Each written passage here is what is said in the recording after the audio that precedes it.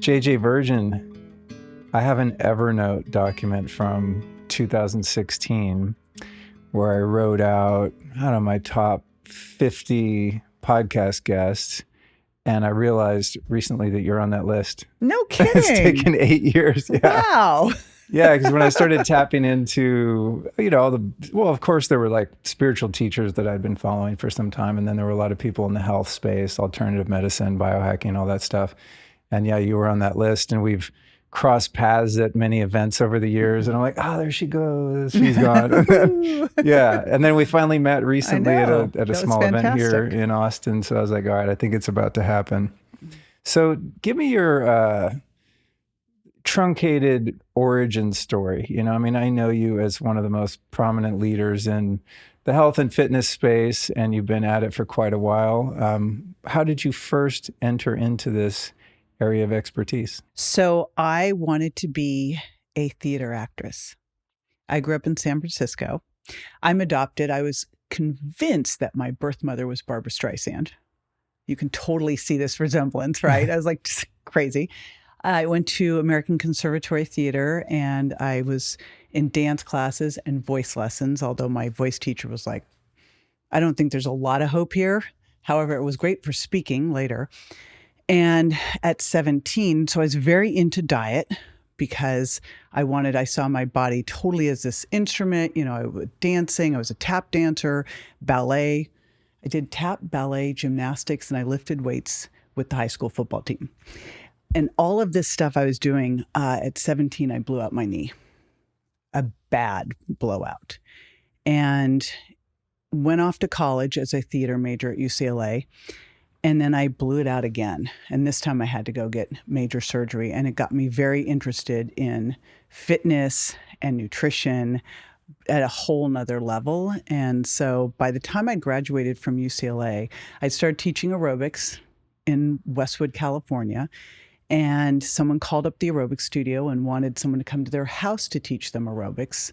Personal training was born, right? I have this running joke with Mark Sisson because as far as we can tell, it was us and Tony Horton and Body by Jake. That's funny. I remember the personal Tony trainers. Yeah, there wasn't even a name. I remember going to get a business license when I moved to Florida as a personal trainer, and they told me I couldn't do that. I was like, I think they thought I was like a prostitute. I was like going, no, this is not what I'm doing. I promise. So it just was something. By the time I graduated UCLA, I'd switched out of the theater department, and I graduated, and I had a full-blown personal training business. And everybody else was going off to get a job, and they were buying suits. And I thought, God, how horrible. I don't want to do that. And so I went off to grad school in exercise science, and I've just been at it ever since. I'm obsessed with two things really in life. And one of them is everything health. And really specifically, I've always been into exercise science and nutrition. And then the other one is business and marketing. Those are my two big fascinations. You're widely known for both. What's this mastermind you have? I've seen it over the years, and I know you roll with some of the big players in the health and wellness game. What is that? How did that happen? Yeah, I've never really explored deeply and read everything on the website and things like that. But I know that's like a huge part of your personal life and brand are these masterminds and helping entrepreneurs and things like that. But I don't know much about it. So for years, I've always had my own business. I actually had one job, and I got fired in 3 months.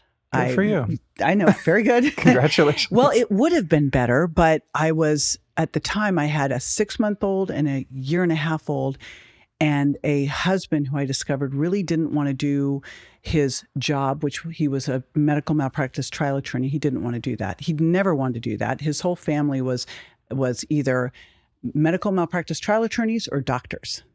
And so he had to choose, basically. And so he half-heartedly went to law school, and that's what he became. But he always wanted to be a professional tennis player. So I discovered that he doesn't want to do this anymore when we are, pregnant with the first baby. He's like, I don't want to do this anymore, and quits. And now he's going to help me. And I'm working in weight loss, and I am pregnant. can imagine how well that worked. So I was living in Palm Springs. We'd moved to Palm Springs, California, because one of my old personal training clients had always wanted me to come work for them. And I'm like, well, now here's a great opportunity. I can finally go work for someone else. So I come to Palm Springs to do that. And it's an awful experience because the wife thought I was coming to party with her. And I'm like, I've got 2 young kids. I was also in graduate school again, this time for nutrition. And 3 months into this, I remember it was a week before Christmas, and they fired me. Husband's not working. I was the sole financial support. We have nothing, no savings, nothing, and 2 little kids. And so I just hustled and hustled and built a personal training business, and then built a gym, and then got on local TV because I was like, I got to figure out a way to promote this. And from that, I ended up on Dr. Phil and just kind of grew from there and there and there. But it always has been, nutrition and fitness. And I feel like so much of the stuff that I started with way back when, like when I was in grad school, everything we were doing was around aerobic exercise. And I don't know if you're probably too young for this, but back in that day, if you couldn't work out at least 30 minutes, they told you not to bother because you had to get into your zone, your fat burning zone. And it happened at 30 minutes. It was like this miracle, I remember that. It was like miracle thing. That. And do not lift weights till you've lost the weight and all this crazy stuff, right? But I was paying my way through grad school, unlike the other kids, and by actually working with human beings. And so what I could see is what they were teaching me in school did not work. And at the time, I was going to Gold's Gym in Venice, which back then there weren't really any personal trainers there yet. Now it's like there's 1,000 personal trainers there, but it was like there were just a couple of them. And I was taking my clients on field trips there, and I was teaching them how they had to build muscle because it was going to change their body currency. And we were doing some aerobics, but in a very HIIT training style with resistance training. And I was following, I'd look at what the bodybuilders were doing at Gold's Gym, and what we were being taught in school and what the bodybuilders were doing were completely polar opposite. And yet my teachers were not in good shape. These people were in great shape, and success leaves clues, right? So it made me just really start to look at what I wanted to do and how I wanted to do it. And I had a very different approach. In fact, all my grad work was in lifting biomechanics and building strength. It was very opposite of everything that we were doing in the department. So this has been my focus for years. And I feel like finally, thanks to some really amazing researchers and people out there, like shout out to my buddy, Dr. Gabrielle Line, finally, the message is getting out that we have to build muscle and that exercise is not something you do for vanity.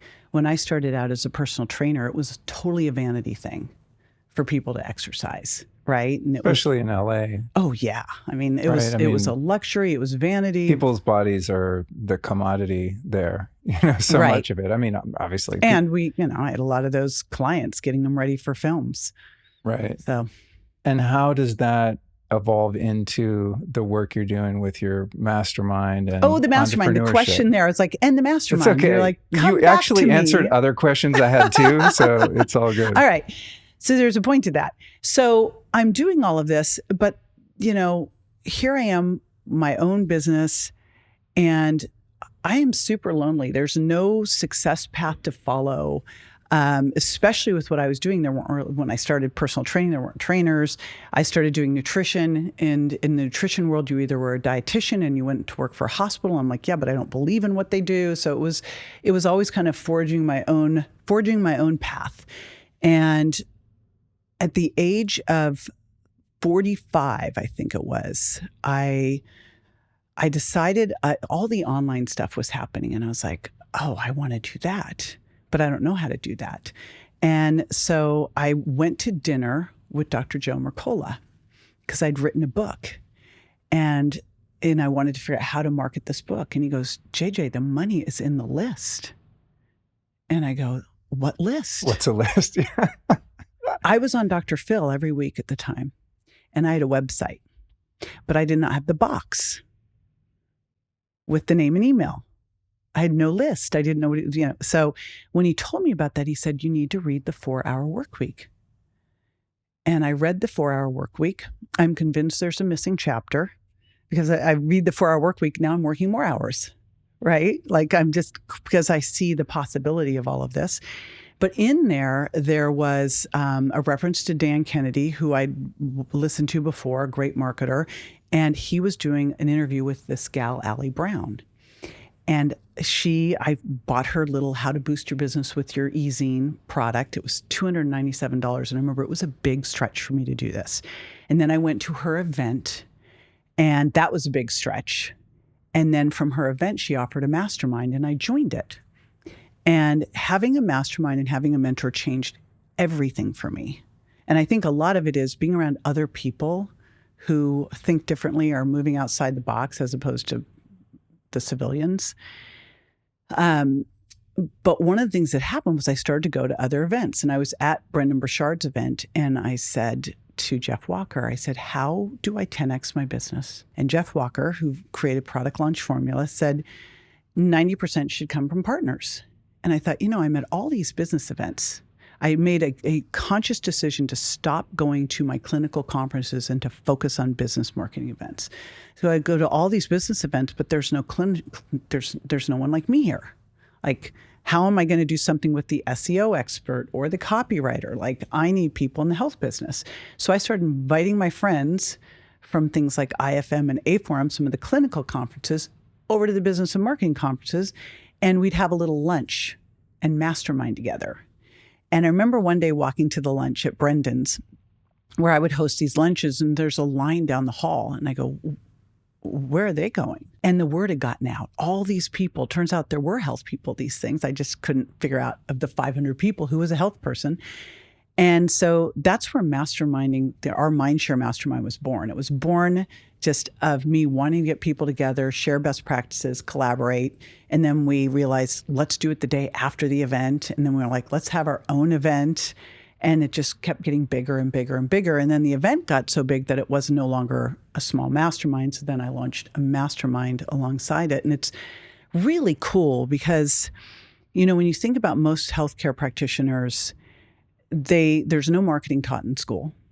And in the old days, you would be in a book and insurance companies would list you and people would come to you. But unless you want to practice in the big pharma driven way, if you've looked at anything like functional and integrative medicine, you don't fit in the book. So if you want to practice on your own terms and be able to actually make money, and have a life, you have to do it differently. But there's really no where to go to learn how to do it differently. And so that's what we started to do was share best practices on how to create the business and practice of your dreams. And now it's been Dr. Sarah Gottfried, Dr. Gabrielle Lyon, Dr. Tom O'Brien, Dr. Alan Christensen, Dave Asprey. I mean, it's like an amazing list of the coolest humans. And the neat thing about it is these are people with amazing information to share. And now they built platforms to be able to do so. And so people can invest with them at the highest level, or they can get all their information for free. So they're able to make a difference in such a huge, broad scope, right? Very cool. Yeah, I've benefited a lot from those type of events. Even the think tank we did recently. That was so cool. Where we were, I guess, advisors to my friend Mike from Jasper Air, great guy, great company. I was sitting there like I'm supposed to be contributing to help him, and I'm listening to all of you give your feedback, and I'm just going, wait, I'm taking notes for myself. It's there's really a lot to be said for sharing, especially in a physical space, like getting together with people that in one way or another are doing things that you want to do and have found ways to execute, and also just people that can objectively look at you and your business in a way that you never could. It's like we get caught up in the inertia of what we're doing and the paradigms. I mean, my friend Mary Morrissey says you can't see the picture when you're in the frame. And well said. It's so true. And the other piece of it, and we just were at Dream Builder Live this weekend with Mary. And, I've been studying this work and especially mindset work for now 30 years. And yet we still have our limiting beliefs. And we were doing a paradigm exercise this weekend. I'm like, there they are. And, you can't see them. And when you're in a mastermind and you can totally hear someone else's, right? It's so crazy.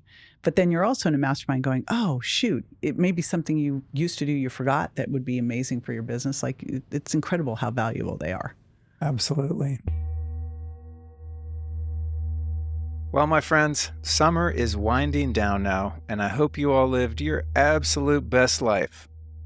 But heads up, if you engaged in any sort of restricted diet or took any weight loss drugs to achieve that beach body, it's time to start thinking about what you lost along with that weight. There's actually a good chance that you created a nutrient deficiency that could harm your overall health, so listen up. One of the most critical nutrients to replenish is magnesium. It's pivotal for sleep, stress management, and hormone balance, all of which are key to a healthy weight. And Magnesium Breakthrough by Bio-Optimizers is the best way to get all 7 forms of magnesium that your body needs, ensuring you get the full range of benefits in one easy-to-absorb supplement. Their potent full-spectrum magnesium supports metabolism as well as a healthy insulin response and blood sugar control. And all of that can help you keep at your target weight. So to get on board, head over to buyoptimizers.com/Luke and use the code Luke10 to save 10% off on Magnesium Breakthrough. And remember, true health isn't just about losing weight, it's about nourishing your body with the nutrients it needs to survive. So hit up buyoptimizers.com/Luke and don't forget that code Luke10. So over the years that you've been in the health space, you talked about some of the early recommendations. How have you seen the trends in diet evolve?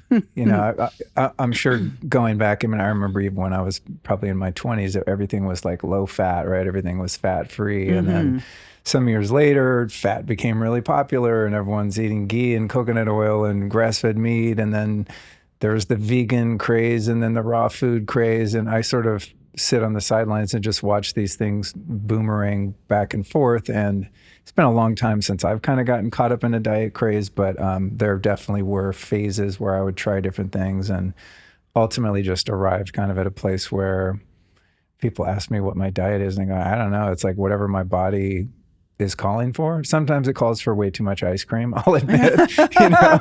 That intuitive eating, sometimes it works. Yeah, you know, the intuitive eating can bite you in the ass, but I'm doing okay with it. But you know, what did you see in the beginning of your career? Was it like the food pyramid, like eat 90% grains and all this kind of crazy stuff? What are some of the things that you've seen come and go, and what is stuck that actually works? It's funny, as you were describing all that, it's the first time I've ever thought this. But I thought, gosh, you know, diets, I always think diets are like religions, but they're also like fashion.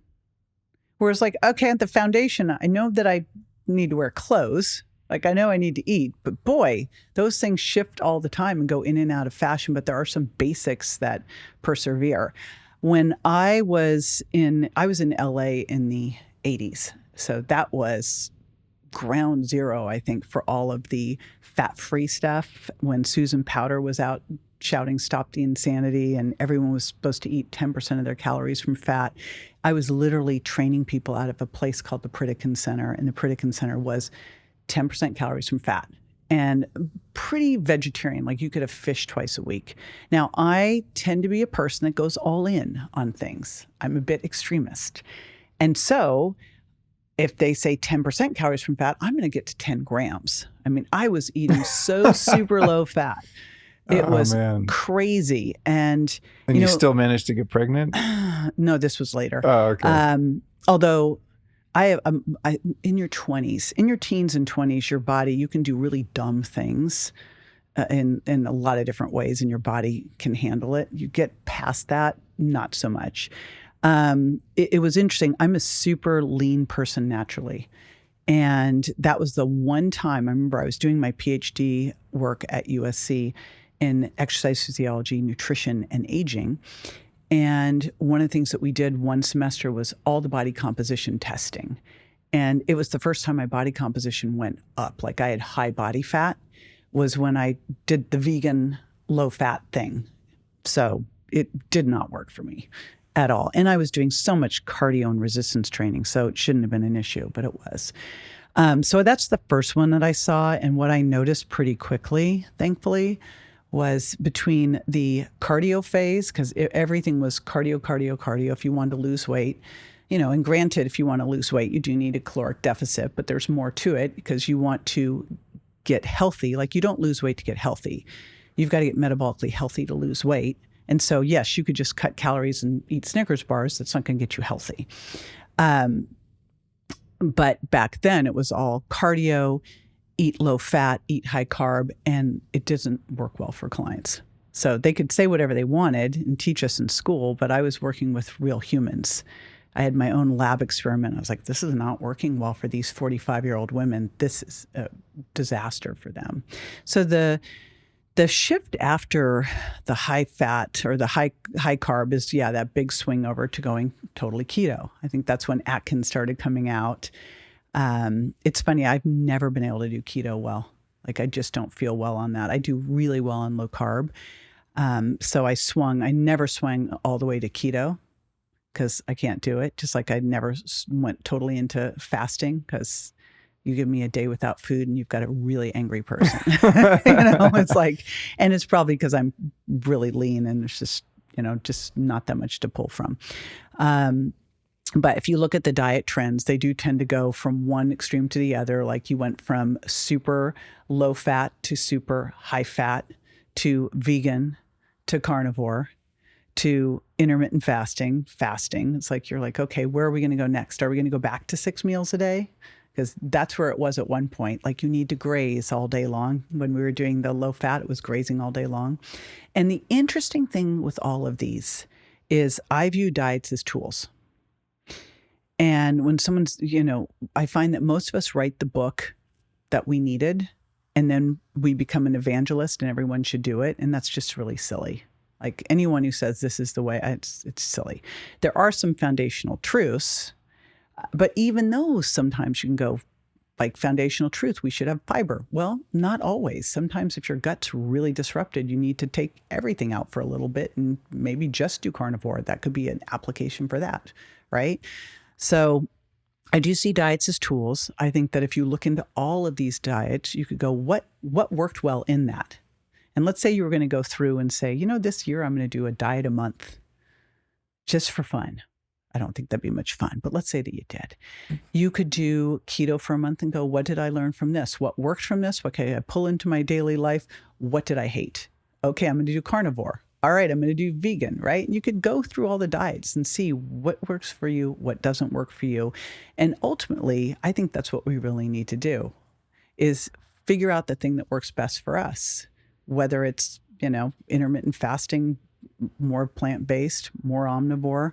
I tend to be way more kind of, let's go omnivore with a circadian rhythm eating style.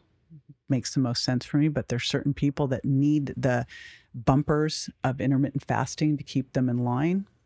Well, then do it. It seems there's a lot of bio-individuality that's lost in the diet wars. I mean, I know so many different friends of mine that are really healthy, and they sort of found their own way of eating that wouldn't work for me, but works for them. I mean, my wife's a good example. We obviously cohabitate, and so we eat a lot of the same meals, but I do much better with much more meat than she does. Just my body craves it. I could care less about eating vegetables. She's always trying to get me vegetables, and I think they taste disgusting, so I don't want to eat them.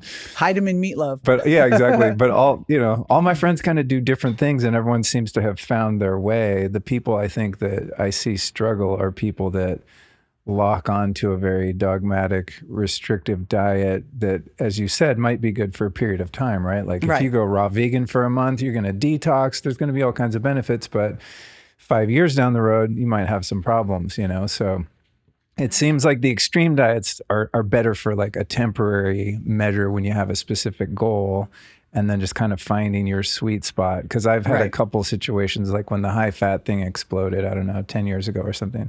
I was like, oh, great. I'm going to eat, I'm going to put like 4 tablespoons of ghee in everything I eat. but I didn't get the memo that you should also not be eating a high sugar diet. Yeah. And so I got super fat. And I was like, wait, I thought fat doesn't make you fat. It was like such great news, which is probably true if you're doing like a high fat keto thing. But in my case, I was still eating tons of sugar and carbs with the fat. And you put two diets together. Yeah, exactly. Unknowingly. And I'm like, wait, why isn't this working? And then someone's like, well, dude, how much sugar you eat? And I'm like, well, just a pint of ice cream every night right before bed. Big deal. But I think that all of our bodies are different, and they also change over time, right? As we age, I mean, what you need is different. It could even be different. I mean, especially for women that have a totally different cycle, obviously, than men have. Ours seems to be kind of on a 24-hour rather than a 28-day cycle. And so if you have a male expert that's giving guidelines universally across the board, it's not going to apply to most females. Right. So we know age is a factor because of something called anabolic resistance. So as we age, we are going to need more protein. That's for sure. Then you have things like, are you under chronic stress? Are you doing a lot of endurance training? I would put more carbs into that diet, if so, right? And are you insulin resistant? Do you have high blood sugar? I'm going to bring your carbs down in that diet. So there's all these modifications. So yes, we've got to look at this moment in time. What are your goals? What's your life like? What's your health history? And then we might do a short-term intervention. What can we move into? And ultimately, what's the thing that you can do on a regular basis that's going to work for you? And the other adage, like I think there's some absolutes, as we need protein and essential fats. We don't make essential amino acids. We don't make essential fatty acids. Got to have those. Don't have those, die, right? And water. Like we need those things. So we can live without carbohydrates. Doesn't mean that we need to or should, but we can. And then the other one is, too much healthy food's unhealthy. Just like you found, like you might have been on you put the Pritikin diet and the keto diet together, which, if you'd eaten moderate amounts of both of those would have been fine. But if you overload, that food's got to go somewhere. It's going to get stored. And there's only so much that's going to get stored in your muscles as glycogen. There's only so, you've got your amino acids. They're going to go for most of the time structure and rebuilding. Then you've got your carbs, should go into glycogen storage and energy usage. And then you've got fat, very easily stored as fat. So, but too much, it's got to go somewhere. I noticed. Tell me about the loss of muscle mass after 30. I know that's stuff you talk about a lot, and I've noticed that definitely. I'm 53 now, and as anyone that's listens to this show knows, exercise is not something I'm really disciplined at because I just don't like it. So to make myself do it is a big stretch. But I'll get on my X3 bar for a few weeks, and I go, oh wow, I'm starting to fill out a little bit and get a little muscle. I stop for 2 weeks and I'm just scrawny again. Just like it doesn't stick like it used to. No, it just doesn't work like that anymore. Yeah. Sadly. So what's the deal as we age and like keeping muscles on the body? Yeah, wouldn't it be great if you could just go? I remember I went and did 40 years of Zen with Dave because he's like, this is 40 years of meditation in a week. I'm like, awesome. I can get this done in a week? Cool. Except it doesn't work that way. Like you get the tools in a week, but you actually have to do the work. And same with muscle. So starting, and it's not a magic number, like could be 30, could be 33, but what's happening is you start a hormone shift where now you're reliant on nutrient intake and your resistance training to build muscle, not just hormones. And so what you eat and how you exercise become really, really important. As we age, we tend to lose muscle, but it's actually bigger than that. So we have two types of muscle. We have fast twitch and slow twitch, right? Slow twitch is what's keeping my arm up right now. It's keeping me moving around, standing up, walking. Fast twitch is if I was going to like throw this bolster at you real fast or move quickly, jump out of the chair. Those are the fast twitch muscles. And we have fast twitch and slow twitch, and then we have these muscle fibers that can go either way. It's the use it or lose it. So if I'm doing a lot of slow twitch stuff, I will lose more. The ones that can go either way will come over to slow twitch as I'm losing fast twitch. As we age, What we're really tending to lose is the fast twitch muscle fibers. It's why you'll see people start to slow down with age. They have trouble like running up the stairs, moving out of the way of something quickly. And so people talk about muscle mass loss as we age, and it's up to 1% a year. They say 3 to 8% a decade from 30 to 60, doubling after that. There's good news here. I hope so. That sounds that grim. To me isn't the scary part. The scary part is that you lose 2 to 4, where you're losing up to 1% of your muscle, you're losing up to 2 to 4% of your strength. That's like, what's the heaviest thing I could pick up one time? That's not the scariest part. The scariest part is you're losing up to 6 to 8% of your power. That's how fast I can move something. And the cool thing is none of that really has to happen. Yes, you're going to lose some of this as you age. But you can, instead of this being a sharp decline off a hill, you can really change the slope of that with what you do. But it means that it doesn't get to be kind of a drive-by situation. You have to be very aware of it. It is like, do you floss your teeth? Yeah. So why do you floss your teeth?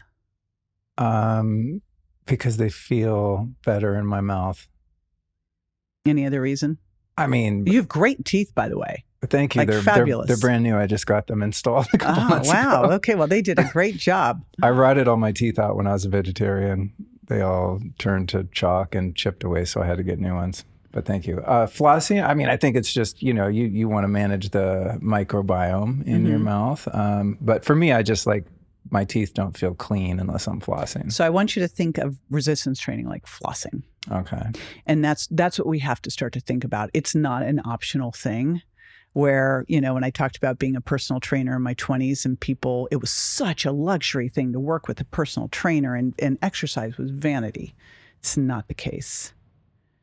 You look at the statistics, and I'm sure you've heard them, like someone who breaks their hip at 65 plus, a third of those people will die within a year. 50% of the people that break their hip after the age of 65 will never be the same. And we worry about bone mineral density, but it is a lagging indicator of low muscle mass. If your muscle's good, likely you will have good bone density. So what we have to make sure we're doing as we're aging, if you look at the absolutes in diet are getting optimal protein, which shifts up as we age, and the right essential fatty acids, like getting good omega-3s that help with bone remodeling, and getting your essential omega-6s, just not getting them in totally industrialized, trashed, oxidized seed oils, right? So we need to get those things, but then we also have to have the resistance training in there as well, the stimulus of that. And the good news is it doesn't take a ton. Like you in 2 days a week with a well-designed program could get what you needed. You have to progress it because you're not standing still, right? So you want to continue to improve. But I totally believe for my 60th birthday, I decided I wanted to get in the best shape of my life. And my husband came along for the ride. This is actually the funnier part of the story. So we went and did a DEXA scan. Have you done one of those? Put this down on your list. This is something you need to do. Does this tell you your body fat percentage? This is the coolest thing. So it's going to tell you, it's a little scan that you lie down and it takes 10 minutes. And it is going to give you your body fat percentage. But more importantly, because it's not just, I like to say it's not what you weigh, it's what your weight is made up of. It's not your body fat, it's where that body fat's located. So it's going to show you your body fat, but it's also going to show you your visceral adipose tissue, how much of that is around your organs, which is the dangerous fat. Then it's going to show you your skeletal muscle mass and where it is it even? So it's going to give you bone mineral density. I think this is something that should be done in our teens, and then probably like every 5 years starting at 20, and then starting at 30 once a year, and then starting at 50 plus probably every 6 months. So I at 39 did this, and then I went again at 59 and took my husband. So my body fat and weight were the same at 39 and 59. Wow. And that's why I say, we're going to hear all these statistics. That's crazy. But you don't have to be a statistic. You don't have to be there's so much stuff that you can do. So exactly the same. And this was before I put this other stuff in place. My husband, now, men have about 3 to 5% essential fat. That's fat you have to have on your body to survive. Women have 10 to 15%. When I was at USC, we were given the norms for body fat, and what they say now is very different. And I don't think our bodies have changed. So I think we're trying to make higher body fat healthy, and it's not the case. So I'm going to tell you the norms I was given back then, because those are the ones I think make way more sense. An athletic male was, somewhere between 5 and 12%, a healthy male 10 to 18%, but really should be probably more around 15%. And for a man, you really start to look at metabolic syndrome, insulin resistance around 20%. For women, athletic women would be somewhere in the 15 to 22%. Healthy could go up to 25%, but when they got to 32%, insulin resistance. So I go in, I'm 13.9% body fat, which I'm a super genetically misfit person. Like I'm always been super duper lean. And my husband, who is athletic, eats healthy, maybe eats a little bit too much of the healthy chips and, nuts and things, right? But healthy. Wasn't tracking his food like I'd asked him to do, or increasing his protein, and maybe not lifting as heavy as I thought he should. But, I'm just over here. I'm not going to say anything more than a little like you might want to think about. Anyway, he goes to get his body fat tested, and he is 25%. You would never have thought it looking at him. His BMI was like 21. He's normal, looks great, skinny fat. So does that mean there's a lot of visceral fat that you can't not see? Visceral. He didn't have much visceral fat, but he just had, what that means when you're skinny fat is your normal weight. They call it normal weight obesity, is your normal weight, but your body fat is high and your muscle mass is low. And I'm just so glad I took him in to get that DEXA. I was like, holy smokes, look at this. Wow. I want to do that. Are those hard to come by? Or no, not at all. And they're not expensive either. When you look at the most important test for your health, and here's what's really, really cool that's about to come out. It's probably out already. It's VO2 max, probably a push-up test, and your body composition. If you could do those and say a fasting insulin and maybe things like an ApoB, you'd be set for really dialing in. Those are the majors. And I think we have to major in the majors before we start going down the rabbit hole of the minors. Turns out DEXA scans now can do a predicted VO2 max. And a VO2 max, normally you have to go into a lab. We used to do these when I was in grad school. It's the most horrific experience. You have to be in a lab on a bike or on a treadmill. They put this very tight fitting mask. They put a little thing over your nose and then a tight fitting mask on because no air can escape. They have to capture all the gases. And you have to go to exhaustion until you can't go any further. They keep taking up the speed and taking up the hill, right? Or cranking the resistance on the bike. And they want to see what's the maximum amount of oxygen you can uptake. It's awful. Look, I had to do that in grad school, and I'm like, I'm not doing that again. Do you feel like you're drowning or something? Well, first of all, this is uncomfortable. The mask is uncomfortable, and you're going to go as hard as you possibly can. Right. Not fun. No fun. And it's one thing to do a HIIT training session where you go all out for a minute or even 4. It's a whole other thing that you're doing 12 minutes. You're ramping it up. So I did a sort of a predicted VO2 max on the treadmill, not quite the same. And then I found out that now DEXA can give you this predicted VO2 max, which I think it was, I interviewed Dr. Andy Galpin. He said, this is the number one predictor of, basically healthy life and all-cause mortality is your VO2 max. And yet no one's testing it. Oh, interesting. Yeah. So this will be an easy thing to do. So we do the DEXA. My husband gets that information. I get my information. But again, remember, I wanted to be in the best shape of my life. And the thing I'd been slacking off at, because we all get into our ruts, right, was I hadn't been doing really power training and upping my weights. And so I started creatine. I upped my something called Mitopure, urolithin A, that helps your mitochondria go through mitophagy, right? Love that stuff. I love that. I will not go anywhere. I'm glad you said that. They're one of our sponsors, and I'm always trying to explain it to people. And I don't know, it's not one of those supplements that's super sexy, It's I think it's super sexy. I mean, I do too. I mean, because the clinical data on it is incredible. Oh my gosh. For mitochondria, but it's just, I don't know. It's one of those ones you don't really feel. It's not like a nootropic or something where you're like, oh, damn, I took this thing. And now, if you'd been working out regularly, you would have felt it. Okay. That's the difference. That's the problem. busted. Yeah. It's interesting because you think about, I've been taking supplements since my 20s. The supplements I'm taking at 61 are entirely different now.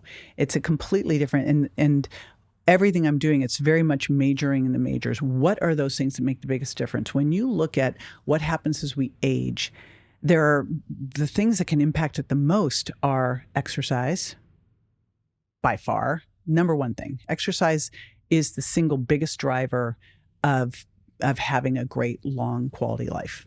There's nothing that does anything like exercise, but urolithin A, and it's specifically MitoPure because of what they've done to it, and they're patented. It's like exercise in a bottle, which does not mean that you can't exercise. It does not mean don't exercise. I don't even want to say. That's the way I've been when doing they were telling me the research, I go, this is like exercise in a bottle, but I don't want to say this because I know then people will go, oh, cool. Right. You know? So if you take MitoPure and creatine, what else did I put him on? A senolytic from Qualia. We do that every month. Do you do that too? Yeah, I do. Yeah. Amazing and great for joint health and osteoarthritis. Fish oil, vitamin D with K, magnesium, collagen. But now we had to track his protein. And I have a mantra, eat protein first. And we dose, I tell people 0.7 to 1 gram per pound of target body weight, but we were really working on recomping. So I pushed him higher to more like 1.25. So he was going anywhere from 180 to 220 in his protein grams and 4 meals a day, and eating it first and actually using the food scale to weigh it in. And just by tracking, just by using a food app and tracking, he was like, oh, he started to see, just kind of dumping the olive oil on and eating all that hummus and eating all those siete chips and all the, cashews. Too much healthy food's unhealthy. So he cut back on that, upped the protein, did the creatine, collagen, and he also started, and I wish he hadn't done this at the time because I would have better data, because he also started testosterone and therapy because he was like 400 and went up to 900. And in less than a year, I think it was somewhere in the 8 to 10 month range, he lost 3 pounds. Now, but it turned to muscle. Yeah, I say that way because people go, yeah, well, that's really inspiring. Sign me up for that program. No, he lost 27 pounds of fat and put on 24 pounds of muscle and went from 25% body fat to 10% body fat. What? And what's the How coolest? old is he? He's 59 now. Oh, that's He's inspiring. about to turn 60. And here's what's super awesome. This is a guy who's been athletic his entire life. He has never looked like this. He has never had this muscle mass. He's never been this strong. So this whole thing of we lose this muscle. Yes. Yeah. You sit on your butt. You don't eat enough protein. You don't stimulate your muscles to do more, which, by the way, walking is an amazing activity. But unless you are absolutely deconditioned, it's not exercise. Exercise means you did more than what your body was used to, and it had to adapt and get stronger, right? So here he is, turning 60, best shape of his life. Incredible. I mean, better than ever. And I went down, I actually dropped down to 9% body fat. And I went, okay, I'm going to back this off a little bit. But literally I went, okay, I'm going to start going to a HIIT training class with people who I could have given birth to. Like, I look around, I go, I want to go to the workout class because I used to go to the yoga class where I was the youngest person in the room. Right. And I'm like, gosh, I'm good at this. Now I'm like, I'm going to the class where I am the oldest person. I do not want to be the fittest person in this room.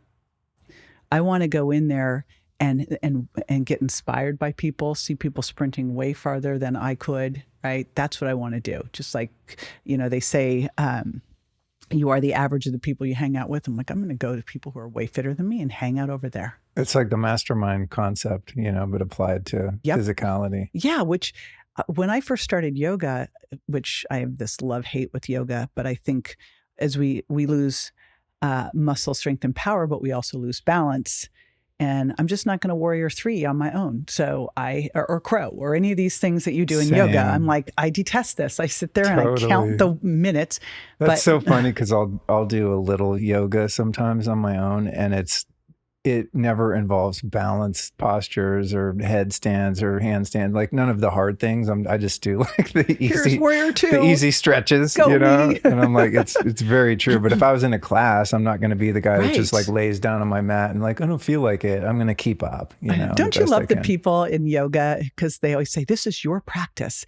And there's always someone who's just lies down the entire time. And I keep thinking, why did you drive here? You've been lying down. You've been in child's pose or whatever that final thing, you've been there just the whole time. Shavasana, that's my Shavasana. favorite. Have you been you've Corpse Shavasana the entire time. Well, I have Totally. been doing, a cross crow. I did a jumping crow the other day. Really? So there, yes. Cool. I know. I say all this just so that, because I think we tend to hear all this doom and gloom, and there's a lot of information out there with the experts now talking about like all these things we lose as we age. And I go, but what if you didn't have to? What if you just went, what if I could get in the best shape of my life now? What would that look like? And the cooler thing is, what's that going to do for me? What does that mean for me when I'm 65, 70, 80, 90, which it's hard to think about in your 30s, which is too bad because that's really when you want to be investing in this. Just like I didn't start investing till 50. I just couldn't think about it. And I thought, gosh, if I'd start investing at 20. Now I did start lifting weights at 16. And to me, that's the most important investment. So think about your fitness just like you would think about investments. The earlier you start, the better. But whenever you start, you start. Like you don't ever want to just go, yeah, I'm not gonna save anything. Forget it. It's too late for me. Many of you listening will probably know that Nikola Tesla was onto some next level research and invention. Well, unfortunately, a lot of technology that can really help people has been suppressed. So I'm always curious to learn about the latest health devices on the energy medicine scene. And that's why when my friend Brandon offered to let me try out his Therify device, I was stoked. The Therify is a frequency device that uses a unique method of transforming electricity, just as Tesla himself discovered. It combines electrostatic and electromagnetic fields with light, effectively creating a human battery charger. It's wild. Therify sessions rapidly but gently stimulate the body's natural healing processes, reducing inflammation, relieving pain, and boosting the immune system. And I gotta say, my first session left me feeling that ideal combination of relaxed, rejuvenated, yet energized, and I was instantly obsessed. You can get yours by visiting therifyusa.com and use the code Luke to save $333. That's THERAPHIUSA, therifyusa.com, and you'll also get free shipping on your Therify unit. Oh, and heads up, while you're there, check out the Therify developer Paul Harris's newest creation, the Quantify. It's a unique alternative to Lifestyle machines that's compact and super easy to use. And while the original Therify device is geared toward healing practitioners, the Quantify is geared toward professional and home use. So if you happen to own a healing or biohacking center or something like that, this technology could be an incredible addition to your services. Again, that's therifyusa.com, and the code is Luke. When it comes to the protein, something I'm always confused about is if you're trying to up your protein as you're describing, especially as you age, can you get away with a good grass-fed whey protein or collagen protein or, powdered gelatin, or do you actually need to eat a steak or a salmon or something like that? I think you and I probably would love to go to dinner together because I'm right with you. I'm like, get me that big steak. I have loved protein my whole life. That brief time I was a vegan was a very unhappy time for me for a lot of reasons. So here's the thing. And you can get it wherever you need to. If someone's plant-based and they're just not going to get off that plant-based pedestal, let's figure out how to work with it. You could do a pea rice blend. So there's all sorts of ways. There's a couple important things to understand. Why we're eating protein is to get these essential amino acids that our body doesn't make. There's 9 of them. Then we have 11 others, so we're going to make them from those. Those are conditional. The more whole you're eating something, we don't know what we're not getting when we're not, right? So you're always better in eating whole foods. Having said that, I love protein powders. I think they're the greatest, easiest, convenient way in a health insurance policy. And I also love essential amino acid powder, especially for people as they age. So you can eat grass-fed whey protein isolate if you are not dairy intolerant. Now, when I wrote the Virgin Diet, it was because I'd been reading all of these food sensitivity tests for clients, and I found out that about 80% of the people I was looking at had a dairy or egg intolerance. And then the next level was people who had corn, soy intolerance, and peanut. And then, of course, gluten was causing the problem with all the leaky gut. The big takeaway there was fix your leaky gut, and you'll probably be able to eat these things. Of course, people didn't read. I was like, when you read the Virgin Diet, it's actually 3 weeks to pull these foods out, figure out which foods work for you and which foods don't, with gluten and sugar as the culprits damaging the gut, heal your gut, which could take months, maybe a year. And at that time, hopefully you'll be able to eat these things again. Of course, people are like, no, I just never eat those again. I go, well, maybe not. I mean, maybe you can get back into a place where you could eat whey protein isolate because it's not going to have the casein. For a lot of people, what's irritating them in dairy is the casein. So for most people, whey protein is a great option. And what's great about it is it has this specific essential amino acid, enough of it to trigger muscle protein synthesis. So what this researcher, Dr. Donald Layman, discovered was something called the leucine trigger. We have mTOR that's going to trigger muscle protein synthesis. So the two things we need to really build muscle as we age and to push past anabolic resistance is optimal protein to provide the leucine to trigger mTOR to trigger muscle protein synthesis, and then resistance training on the other side. We need both those things to do it. And whey protein's a great way to get it. So for someone who isn't able to put down, a 1 pound burger 4 times a day, you could eat, I mean, of course, everyone's different, but I'm just thinking about myself because, of course, I'm trying to learn as we have these conversations always. Say one could eat, 1 good serving of meat and then 3 servings of a great high quality whey protein with some essential amino acids in it or something like that, and still get the required protein. And we can just troubleshoot you right now. So we could walk through and make your perfect day. But, here are the great sources for animals. Pastured chicken breasts, pastured pork. I like to eat lean. So, you are what you eat. So I'm always looking for, let's get the leanest, cleanest sources we can. Can we get grass-fed, grass-finished, and then a lean source? So it could be chicken, it could be pork, it could be lamb, it could be beef, it could be things like bison. It could be an egg and egg white combo. Just eggs, you're going to get a lot of fat alongside it. So it's like it's easier if you do a combo of the two. It could be Greek-style yogurt if you're doing okay with casein. It could be a pea protein or a pea rice blend protein. The reason you haven't heard me say collagen here is because collagen is 3 of the essential amino acids, not all of them. So I love collagen, but don't count it as a protein. Use it for your joints, use it for your hair, skin, nails. I think where it really is applicable is joint health. So I do collagen every day. It was funny, I was with Mark Sisson a couple weeks ago, and it was like, that was our thing. I was like, you do collagen? Yes. You do collagen? Yes, every day. And I find most people are just adding that in. So it's an easy thing to throw into what you're doing. I think so for a vegan, it can get a little bit more challenging, right? And I think that's where you might end up with a couple servings of protein powder to help you not go overload, especially if it's a woman. There's so many carbs that come along with a lot of the vegan sources of things. But like my husband can't do dairy, so he does this Siggy's coconut yogurt that's got protein added to it. Then he stirs in some protein powder and adds in some collagen and some creatine into that. So there's easy ways to do it.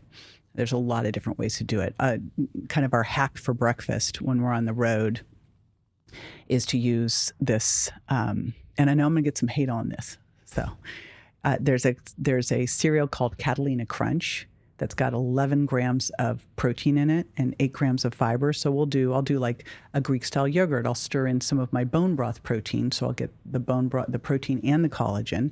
Then I'll stir in some Catalina Crunch so I can get like 40, 50 grams of protein in. I was going to ask you, you reminded me, I forgot to ask about these bone broth protein powders. Do you think they're legit? So I use one. I have one. Here's the caveat with them. They're 80% collagen. So you're not going to get the protein you would get from, say, a whey protein isolate or a pea protein. But what you can do is either I'll mix my pea protein with that one. Depends if I'm cycling whey in or not. Or you could cycle whey in with it because you're getting good collagen and a little bit of protein with it too. The other thing that you could do if you're dairy intolerant is do your bone broth protein shake and then have a serving of essential amino acids. And I really think anyone who's concerned about getting enough essential amino acids, the easiest thing to do, or they're concerned about sarcopenia, is just to add a serving of essential amino acids, maybe 2 a day, at least one with breakfast, but maybe the bumpers of one with breakfast, one with dinner. I especially think, there's so many women who just don't eat enough. And then they say they can't get that much protein in, which is why I say eat it first. Eat it first. You mean like first thing in the morning? Eat or it first in each meal. Your meal. Right. Oh, okay. And here's the thing. This doesn't mean you have to eat, 4 1-pound burgers a day. Like, here's how simple this is. You get up in the morning, maybe you have a whey protein shake with some collagen put into it, right? You could get 40 grams right there. That would be easy. What's your weight? 165. So then you would have lunch. Maybe, you have a chicken breast. Did 6 ounces of a chicken breast. Right there, you are at like 35 grams. Maybe you have an 8-ounce chicken breast. Then you have a snack in the afternoon. If you were going to have 4 meals a day, that's what Tim had to do. I will cook extra of anything, so I always have some protein sitting around. So you could do that, or you could just have I have a 20-gram protein bar that I might have with that. And then dinner can just be the steak. Sneak veggies in. Sneak them in. But I mean, it's not that hard. It's just. What about gelatin powder? It's not a protein. Okay. Yeah, it's just that's kind of in the same line of thought as how about collagen? Okay. Yeah. Okay. No, that won't. Do you get bonus amino acids from the gelatin powder, or would you still want to use? Like I use the Keon aminos, which I like. Oh, if you're using the Keon aminos, so that's different than the gelatin powder. I would use Keon aminos. I'd use some collagen, and is that you're having that at breakfast? Yeah, with a couple of egg yolks. That's my usual breakfast. So you're having those with egg yolks, no egg whites? No egg whites. Why not? They just gross me out. It's just slimy and I don't know. So wait, are you having raw egg yolks? Yeah. Yeah, raw egg whites are not a good thing. They bind up your biotin. So that would be a hard no. Intuitively I knew. There you went. So I'll do like 2 egg yolks, a couple massive scoops of whey protein, the Keon whey, the Keon aminos, and then a couple scoops of collagen protein. That's fantastic. Okay, A+. cool. Good. You did great. So I think the thing is, though, and we're going to get to this next, is the resistance training is very intermittent, so it's was starting today. Yeah. It's no longer an intermittent Well, I knew thing. I was going to be inspired by our conversation. And my wife, Allison, too. She has some questions she had me put in excellent. here, too. Well, get the DEXA. Both of you guys need to go get. That is super fun. Honestly, yeah, what you measure and monitor, you can improve. Here's how I teach people to do this. I'm a very left brain person. So anything I do, I'm like, here's the system. And for this, I think that we should be, I know there's all this scale trauma. What we have to look at is, in most cases, if someone has extreme scale trauma, but for most of us, what we need to realize is a scale is a biometric tool. The regular scale, those shouldn't even exist anymore unless you're weighing your luggage. You want a bioimpedance scale, and a bioimpedance scale sends a wave up your body to test the resistance to it. It's going to predict something called your total body water. Your total body water predicts how much muscle you have. More water, more muscle. Your weight is going to fluctuate every day, so is your total body water. So what you do is you get a bioimpedance scale. You step on it every single day under the same conditions. Get up, pee, step on scale. And then it reports to your phone, and you look at the trend over the week. You do not get on it one day and go, oh my God, because that's what weight does. It goes up and down. But what you'll see is the trend over the week, the trend over the month is my muscle mass improving? Is my body fat going down? That's what we want. You can never look at day to day. These scales for home use? Yeah, so here's the thing. The DEXA, the most accurate of all would be to do an MRI. The most accurate of all is to cut you open. Second most accurate is to do an MRI, not realistic. DEXA is absolutely realistic to do like every 6 months. When we were really focusing on changing things, we did it every 3 months, but now we do it like every 6 months.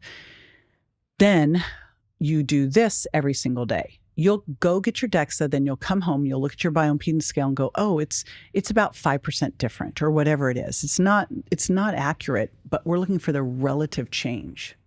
That's what we're looking for. It's not going to be accurate like the DEXA, but that's okay.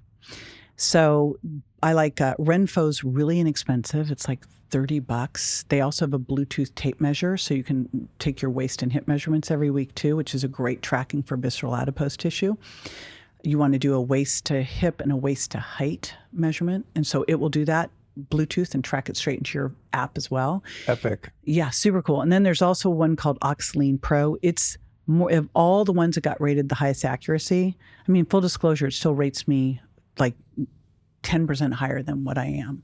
I have a $5,000 bioimpedance scale at home, and it rates me like 3% higher than what a DEXA does. So they're all going to be different because they're doing different technology. It's the relative change that matters. Right. I mean, scales are such a scam. You know, it's like so many of us panic when we get on the scale. And like you said with your husband, gaining all this muscle mass. I mean, your scale doesn't tell you nothing. That, yeah, you lost a bunch of fat and gained a bunch of muscle. So it's really easy to feel like one is not making progress if you're just stepping on the scale every morning and going like, God, nothing's happening. And then you're not as encouraged to keep going with your protocol because you're like, it's not working anyway. Why keep up the discipline and doing the things that I'm doing? Well, changing your body composition is basically like watching grass grow. Right? Yeah, so what you have to look at is you want those numbers that you're tracking and understanding you're watching grass grow. You might, it'd be great if you could put on 2 pounds of muscle a month. Like that's a lot of muscle mass a month to put on. You can lose up to about 1% of your body fat a week. So, these are slow shifts and you actually want them that way. You want slow, consistent shifts, right? But your strength is a whole different thing. And so what you want to look at are all of the different things going on. Why I've always loved resistance training is you can tell you were like, oh, I was lifting 10 pounds dumbbells over my head. And now I'm lifting 20-pound dumbbells over my head. Wow, that's amazing. I'll tell you a funny story. I had a gal who came in and she had, I think her BMI was like 19. And she goes, I need to lose 10 pounds. I'm like, there's nothing left of you. You lose 10 pounds, And I'm kind of looking at her, I'm like, oh, okay, well, we'll work on this. And I knew she needed to lose 10 pounds of fat. She was 25% body fat. It really wasn't the issue. The issue was that she was, she had no muscle, right? And over the course of a year, we dropped 2 clothing sizes, like a couple inches off her waist. She looked like an entirely different person. And her body fat went from 25% to 18%. And the craziest thing is she was so disappointed. She dropped 10 pounds of fat, put on 10 pounds of muscle, nothing changed in her weight. And she was so frustrated that her weight hadn't changed. And I'm like, you lost 10 pounds of fat. You wanted to lose 10 pounds. You lost it. You put on 10 pounds of, I don't understand how you're not getting this. We have to get out of this bizarro scale mindset, right? We've got to know that it's what your weight is made up of. That is what, and the fact that we're not measuring this in like a medical setting is so ridiculous to me. I can't believe it. So we're going to put those scales you mentioned and the DEXA scan and everything we talk about at lukestorey.com/JJ for those listening. You might know that the brain operates in 5 distinct frequencies: gamma, beta, alpha, theta, and delta. And each brainwave has its time and place in the cycle of your day. But sometimes you're not in the state you need to be for the tasks ahead. Now, one of the OG biohacks to transcend this mismatch was called brainwave entrainment. And devices that use this technology have been around for a long time, and I've probably tried them all at this point. The problem is that most of them didn't really work, at least not for long. But there's one way I've found to change my brainwave state immediately and consistently. It's called NewCalm.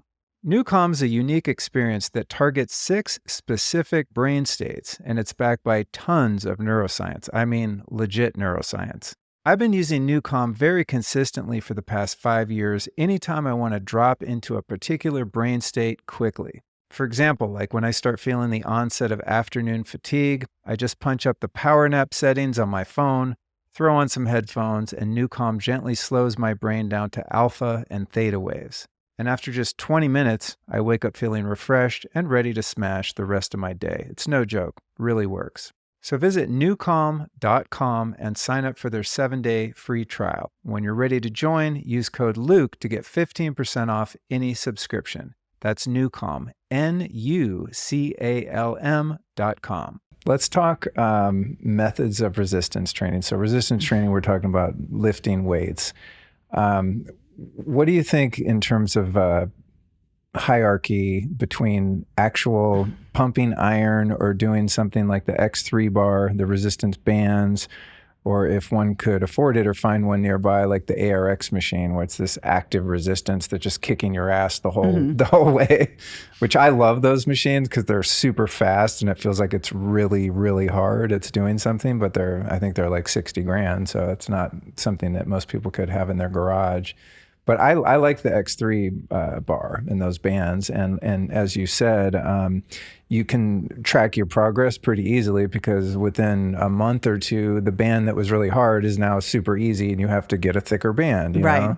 And then I notice if I stop using it for a while, then I try to push the thicker one. I can't do it anymore or can't do it. You know, fatigue comes a lot faster after 2 reps instead of 10 like it was or something.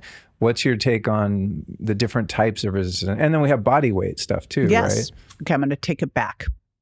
So when you look at metabolism, you have your basal metabolic rate. That's if we just sat here and didn't do anything all day long, how many calories would we burn? Then you have thermic effect of food, right? Calories used in digestion, of which protein's really the driver there. 20 to 30% of the calories of protein are used in really the digestion, assimilation, muscle protein synthesis, with probably the big driver being that muscle protein synthesis. Carbohydrates is like 5 to 10%, and fats pretty much nothing. Then you have activity. And under activity, you have things like what I'm doing right now, which I've been talking with my hands. Believe it or not, this burns calories, right? Fidgeting. And we have things like just activities of daily living, up and down the stairs, all the movement. So I frame that under like, you know, the activity. Some people will call that non-exercise activity thermogenesis, anything that's not exercise. And then there's exercise, right? I don't start immediately with resistance training. I start first with, just like when I look at a diet, I go, let's just track what you're eating first.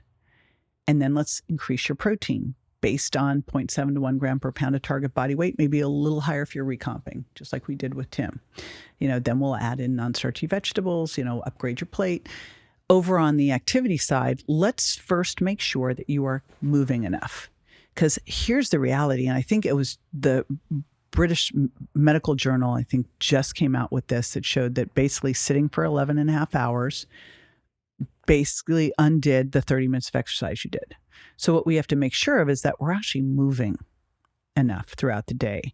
And the research really points to 8 to 12,000 steps a day is kind of the sweet spot. Doesn't mean that more is not great, but that means that's where we want 8 being the floor, 12,000 being, I've kind of put 12,000 as my new floor. So how do we do that? We're just, you know, taking the stairs, moving more, looking for opportunities all the time, stand rather than sit, walk rather than stand, all of that. So I start there first with just, let's see how much you're actually moving. I have someone I'm working with right now who, you know, really kind of a metabolic hot mess with weight, morbidly obese. And when he got to me and everyone was leaning in with what they wanted for him to do, and he needs to be on testosterone. And I go, well, he's getting 2,500 steps in a day. And they show that you get hypogonadal when 4,000 steps or less. So why don't we fix the big majors first? Like, let's start focusing on these things first. And so first thing is, let's just track how much you move and let's take that up and let's get into that 8 to 12,000 sweet spot. Once you are there, which could take a week, a month, you know, progressing hopefully like 20% a week to get there, then you add in 3 days a week you add in a little bit of intensity. There was a study that had people walking 12,000 steps a day. One group was told to walk 12,000 steps a day. The other group was told to take 3 times a week of the 12,000 steps a day, and 30 minutes of that, go harder, up some intensity. How could you do that? Well, you live in hills, so you could walk hills fast or jog up the hills. You could add a rucking vest. I think rucking vests are the greatest things ever. Is that like a weighted vest? It's a weighted vest. Oh, okay. I think these are just, especially for anyone worried about osteoporosis. Oh my gosh, these are like fantastic. So hills, speed, rucking vest. And just by doing this, they compared the 2 groups. Even though they were doing the same amount, the group that added the intensity lost waist circumference, changed their body comp. The other group didn't. So that's step 2. And actually what the research shows is that if you do that first, it's like you're priming your body to get it ready. Because as we age, we need that cellular regeneration. We need the mitophagy, like we're getting from MitoPure and we get from exercise. Everyone talks about intermittent fasting for autophagy, but exercise is the best way, the predictable way to do that. Who knows how long you have to fast to get autophagy? So we want to get that solid foundation. But one of the things that happens as we age with muscles, it's the nerve muscle communication gets kind of mucked up. It's like your body can't talk well. And when you're first building muscle, the first thing that happens is very neurological. Your muscle and nerves has to kind of communicate again. And what we want to make sure of as we're resistance training, the biggest thing you want to make sure of is that you're avoiding injury, because that can take you out. The second thing that you want to do is make sure that you are building a solid foundation. And I like to say, we're not training to get better at training. We are training to get better at life. So I am not going to the gym so that I can be the best leg extension person ever. Unless I'm like in a marching band, I don't know what that's going to do for me, right? I am going to the gym and I'm doing hard things so that I can do hard things in life.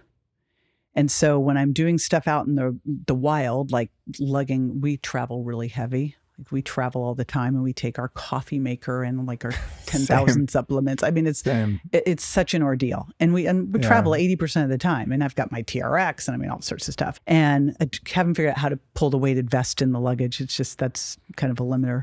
But, I have to be able to hoist this luggage all the time. Right?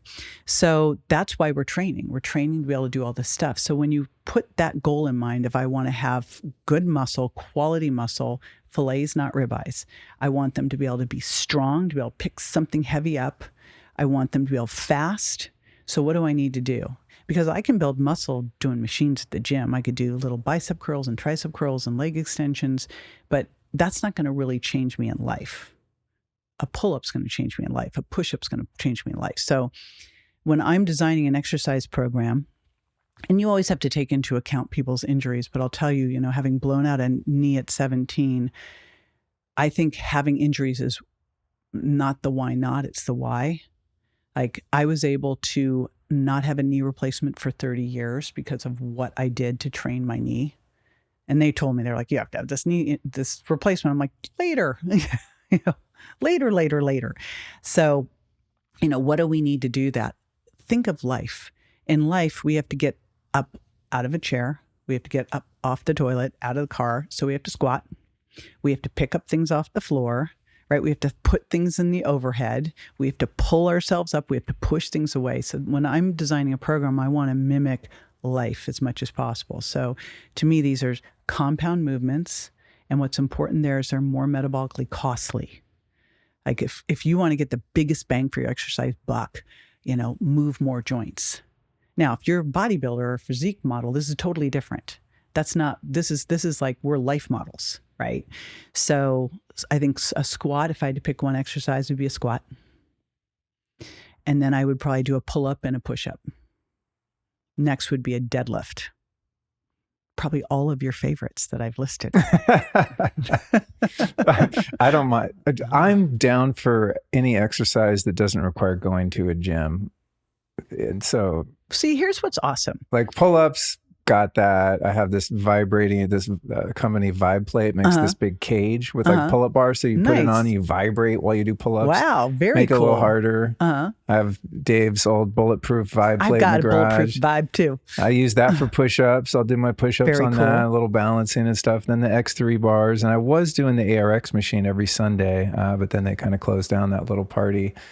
So those movements that you describe, I actually enjoy, especially because you can be free range. And, you know, I could go in the backyard and do squats and get some sun and not be under the fluorescent lights and the off-gassing and all the egos in the gym and all that stuff. This is important. You have to figure out, what do you love? Like what would be something that's sustainable that I can do for life? My husband loves to go to the gym. I got my girlfriend, Mary Morrissey, gave me this check for my 60th birthday. She says, you must spend it on what you would love. And it was a $6,000 check. And I'm like, what do I want? You know, it's quite a thing. So I was like, okay, I can't just go spend it on something stupid. And I thought I would love a sprint treadmill. But we had no room for the sprint treadmill. And I told Mary, I go, you know, your check meant we had to build an addition onto the house to put a gym. Oh, wow. So we expanded the gym because while Tim likes to go to the gym, he likes that energy of the gym. I am completely happy just being at home. I've got battle ropes. I've got this G7 Life fitness trainer and tons of free weights and a squat rack. And like, I'm set, a Peloton, Stairmaster, you know, my exerciser, like very cool gym. Like, I'm it's like, that was my big old splurge. But you just build it for what you will do, you know, what you love, but you've got to have some kind of resistance training. Body weight will work for a while, but up to a point. At some point, you're going to have to put some resistance in. So, you know, because you got to continue to progress. So that could be adding another set, adding more reps, right? Adding more weight. What are you going to do to increase the volume of it?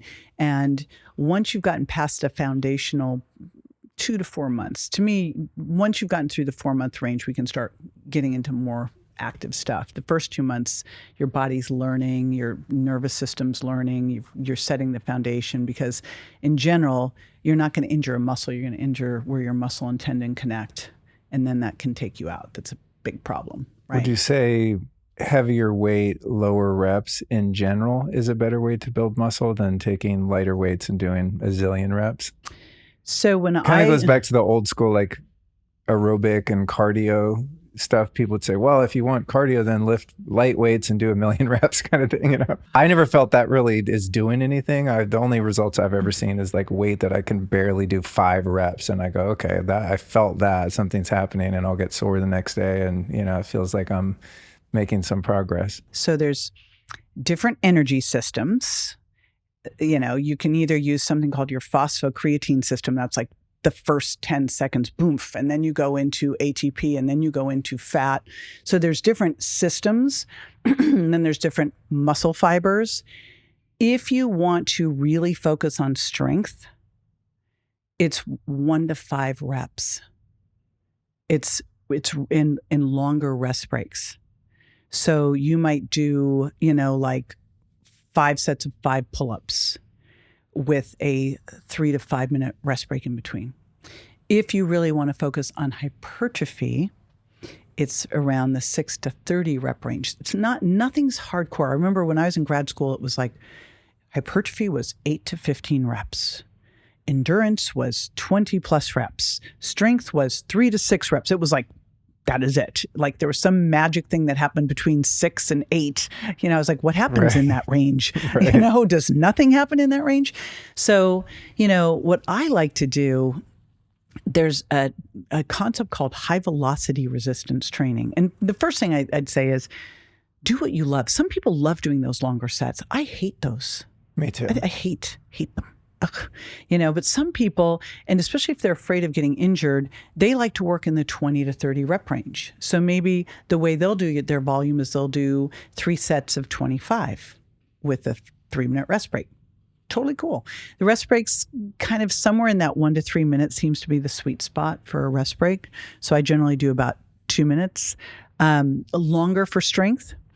If you're really trying to generate power, it's speed. So that tends to be where strength is. You're trying to get really close to your max, if not there, right? When you're doing hypertrophy, it's more what we call reps in reserve, leaving a little bit in the tank, like a couple reps in reserve. So if I could do a set of 15 at 100 pounds, I would do maybe a set of 12. I would max out at 100. I do a set of 12 or 13 at 100. So reps in reserve are, you want to leave a little in the tank so that you can come back and work out the next couple of days. Otherwise, you go always to failure. You kind of kill yourself. And velocity, the power training, is lighter weight, fast. There's kind of this cool concept that's out called high velocity resistance training. And I was like, which I think sounds like something that would be fun for you too. This I wouldn't do unless someone's got a good 4 months under their belt. But it's basically working around a 6 to 8 rep range, heavy and fast. Oh, interesting. So Because the current narrative in resistance training is super heavy and super slow. well, because it's time under tension. Okay. Now, here's my argument with the slow. And I know there's, it's time under tension. That's why they're trying to do it, right? For hypertrophy. You can actually get really strong with less muscle mass development. You can get more muscle mass development not getting as strong. They're not the same, right? That's interesting because I have known a couple, the homies over the years that look really big and puffy, and you would go, wow, that guy's got huge muscles, but they're actually not that strong. Right. So, and there's some scrawny guys that you think, like, wow. That right. are super strong. Because if you do the low volume, heavy training, you won't build as much muscle, but you will be really strong. What do we want as we age? Well, we want to be strong, but we also want that protective muscle, right? And that muscle, I mean, you look at what happens as we age, we tend to become more insulin resistant. The fastest way to fix that is with muscle. So super important, good for your immune system too, but it's, going to protect your bones, protect you if you fall. So it's important. But I think my issue, because I remember when super slow training first came out, it was years ago. And I kept thinking about when I was in grad school, when we were doing a class on like sports specific training. And that if you were training for a sport, you had to train at the velocity of the sport or faster for it to transfer. And I kept thinking, I don't want to go slow in life. So that's my issue with it. I understand it, and I think it could be a novel thing to throw in. Maybe once a week, look, do this slow. But in most of the stuff, I'm really like, I want the speed, I want power and strength and hypertrophy. I want like all of them. So where's my sweet spot that I could hit? That makes sense. In terms of injury prevention, the two things I mentioned, the ARX machines and the X3 bars, seem to be safer from that perspective in terms of lifting really heavy weight because they kind of lock you into your range of motion. Whereas like if you're using free weights, it's pretty easy to get squirrely. You picture like the guy that has a spotter and does a bench press and it's too much and everything gets all haywire and injuries can happen as a result. Do you think using bands or something that's even a machine that's more controlled is going to help you kind of stay in your safe range of motion zone and not end up injuring joints and whatnot? Or even, body weight stuff, I'm assuming it'd be the same way. Yeah. I mean, so I've got a couple thoughts. It really depends on your goals. Like if you're trying to see how big and strong you get, maybe like if you're really trying to build muscle as safely as possible, probably machines would be the best way to go. But if you're trying to build your body for your life, is that really going to make the most sense? Like when I look at the body, I divide it into 4 parts. I do hip and thigh hinging. So that would be squats, deadlifts, that kind of thing. And then push, right? Upper body pushing. So chest, triceps, shoulders, upper body pulling, lats, biceps, upper back, and then power core. But I don't really focus on power core because I figure if I'm doing squats and pull-ups and push-ups, I better be engaging my core or I'm falling over, right? Then there's the movement, like there's rotational movement, there's forward and back, there's lateral. So I got to incorporate all of this. When you look at a lot of the things that you do with the machine, it's very like you're moving front and back. You're not moving in different planes. You're not having to engage your core as much because you're locked in more. And it's just not mimicking anything in like the wild. So I'm not having to recruit balance muscles. I'm not having to. So that's my issue with it is I think we can use some of it, but I wouldn't want to do that exclusively because I want to be able to do a free squat and maybe a side lunge and a wood chop, and a kettlebell swing and a pull-up. Like I want to be able to do the things where I have to use my core and I have to stabilize my body and I have to use balance. This explains why a lot of the really ripped gym bros have horrible range of motion and mobility. My younger brother, Cody, used to be a natural movement and mobility fanatic, and he owned a gym in LA, and he'd have these meathead guys come in and they think, what am I going to learn in this mobility class? And they couldn't move. They're basically like a concrete, Yeah. And he would judge people not on how strong they were or how, aesthetically fit they looked, but on the ranges of motion they could move. To your point of what do we actually do out there in our life as a human ape? What kind of movements are required, especially as you age? So that makes a lot of sense. I kind of forgot about that. But if you're moving in this linear way exclusively, not that there's anything wrong with that, it makes sense. You're going to kind of train your nervous system into those restrictive movements, and then you're going to be out in life, and maybe you don't get injured on the machine, but you get injured getting in and out of your car, lifting your kid or something, because you haven't trained strength in those various ranges of motion. Right. And your body is very specific. Right. So you look at that leg press and that limited range of motion. I travel with a TRX machine, that suspension trainer. And one of the things I like to do with it is a full range squat. Now, I blew out my knee at 17 and had to have it replaced in my 50s. Because of what I did, I had to have my hip replaced too. So I've got limited range of motion. Not bad. It's like no one would probably even know. But I can't sit down on my heels. But I use a TRX trainer to be able to do low squats so that because in life, I'm like, this chair's low. I got to get out of the chair, right? Right. Yeah. So I eventually. Yeah. But think about that. We tend to go, don't do that exercise, that's dangerous. I go, but you do it every day in life. It's called getting off the toilet. So come on, right? Let's do the things first that are going to make it so that in our 70s, 80s, 90s, where everybody else is struggling, we're like, I already see it at the airport. Like we're jamming past people who are just walking so slowly. Yeah, I noticed that too. Right. There's also the archetypal old person crossing the street in the crosswalk. You can just see as so many people get older, they become calcified and hunched over and have the big lump on the back of their neck, which is probably going to be worse in our generation from the cell phones and staring down all the time. Yes. But yeah, I do see there's kind of different metrics by which you can measure health is like, how do you look, how do you feel, but also how do you move, how can you move? That's something I notice as I get older. There's, like I might slip on the stairs or something and go, how the hell did I do that? And it's like, well, I'm not moving as much as I used to, and the body's just kind of over time locking itself down. If you don't, like you say, what's that saying? If you don't use it, you lose it, right? Well, I loved what Dr. Andy Galpin said in our interview. He was like, people want to feel better, look better, perform better. I'm like, that's it. That's it. And there's this little stat floating around the internet. I cannot find the citation for it anywhere. So it's probably just a complete fluff of a stat. However, when I heard it, I was like, said most people after the age of 30, it's like 5% of people will ever sprint again.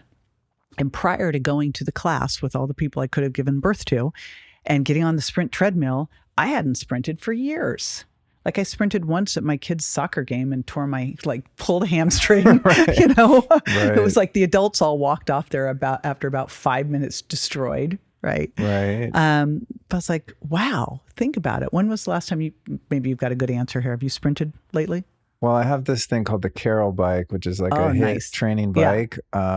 which I should get on way more often. I'm calling myself out on that. It's really expensive and very effective. Well, you only need, 10, 12 minutes? I know, but it's like the hardest 12 minutes of your is. life. So I would say I sprint on that. And I mean, 10 minutes. Or there's like some 20 and 30-minute programs. I mean, you are absolutely smoked. It's not the same but as running, body sprinting, I can't tell you when the last time I tried to run fast was. So when I went to that class, and I remember we were going to this place and congratulating ourselves that we were going to this yoga class where we were the cute old couple. And so now we're going to go over to another place they have. It's called Camp Tampa. And they had one room that was the yoga kind of barn. And now they have another area that's the HIIT thing. And Tim's like, we should go over there. I go, okay. So I book a class. I don't pay any attention to what the class is. I'm like, good time for us. Let's go. Walk in and the people at the front desk are like, aren't you the yoga couple? And we're like, yeah. And they go, you want to go to this class? And we're like, we've signed up. And they go, you sure you want to go? I mean, it's a little intimidating. And now at this point, Tim's super competitive. He's like, get out of the way. And so we walk in, and one side of the class, it's first of all, it's all painted black in the room with these like disco lights. And it's got this big sign in the back that says it's grind time. And one side of the room are all sprint treadmills, and the other side so you go back and forth between the sprint treadmill, like you have your sprint treadmill and then a station. Station's got kettlebells and a TRX and a big step bench and big dumbbells and stuff. And you go back and forth, like you sprint and then you go do, burpees and mountain climbers and Turkish get-ups and snatches. So on the sprint side, I can't, except for the soccer game, I hadn't sprinted in forever. And I was so sore, like for a week, like literally where I had to kind of push my legs to walk. That's when I went, I'm getting a sprint treadmill. That's it. Like, this is ridiculous. Wow. Like, that's crazy. Are you kidding me? Yeah. Yeah. But I mean, here's what's super cool. And I saw this when I was at USC. We had these master athletes in their 80s and 90s who were amazing. Like, you can build muscle at any age.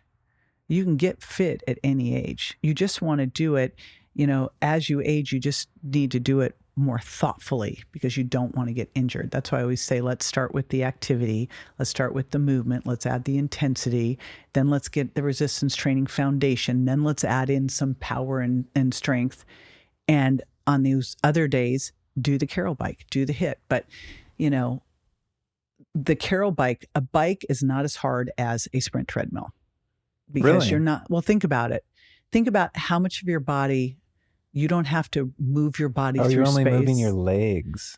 It's just not like a VO2 max. If you do a VO2 max on a treadmill, you'll get a better score than you do on a bike. Now, if you're used to the bike, do the bike. But, you get on a sprint treadmill. What's nice is it actually is self-propelled.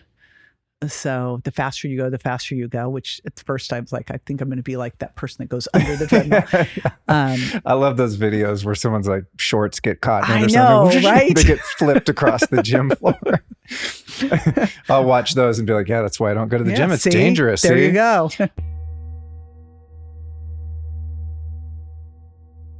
I'm going to take a moment here to share an incredible resource with you. It's called Quantum Upgrade.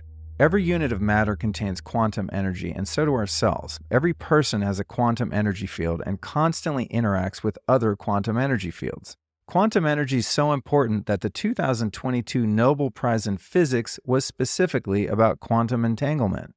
Let me explain here how Quantum Upgrade uses this energy to powerfully enhance our well-being. Through many years of research, Quantum Upgrade has developed one of the world's most potent sources of usable quantum energy. When you sign up for their service, Quantum Upgrade associates your home, your phone, your business, your pet, or even your car with this energy source. And you all know by now what an EMF mitigation fanatic I am. That's because EMF frequencies are incoherent and dramatically stress the human body. Well, Quantum Upgrade counters this problem by harmonizing the EMF to make them no longer toxic to your body. This is why I love the service on my car. My EMF fatigue has dramatically improved. I mean, it very obviously works. But apart from the EMF benefits, Quantum Upgrade also enhances your vitality in many other ways, which are shown in the studies on their website. So if you want an affordable way to deal with EMF and experience the vitality you deserve, check out quantumupgrade.io and get a 15-day free trial using the code Luke15. Again, that's quantumupgrade.io. What about intermittent fasting? You know, this is one of those trends that's kind of come and gone. And I've heard different things, specifically for women. I've heard that maybe intermittent fasting or longer term fasting is not a great idea for women. Let's say women over 40, for example. Is there any place for that if someone's goal is to lose weight, build more muscle, get fit, as we're describing? Well, I love that you said the goal, because everything should go to the goal. And then I think we have to define this. Have you read any of Dr. Sachin Panda's work, their circadian code? Oh gosh, it's great. Because I like to say, eat by the plate and eat by the clock. And so when you think about intermittent fasting and fasting, I think the first thing we have to look at is, what are we actually talking about? And to me, the very first thing that we should be doing is eating somewhere, the first, like after an hour or two after waking up, and stop eating 2 to 4 hours before bed, and giving ourselves a natural overnight fast. What I see with a lot of intermittent fasting is they talk about intermittent fasting as a 12-hour fast. I go, that's just normal eating. Like, normally stop eating for 12 hours to 14 hours. Like, that's what we should be doing. I don't see that as a fast. And if you ever worn a CGM? Yeah, I have. Have you ever worn a CGM and eaten late at night? I don't think so. Have you eaten late at night and then checked your Oura ring in the morning? Yes.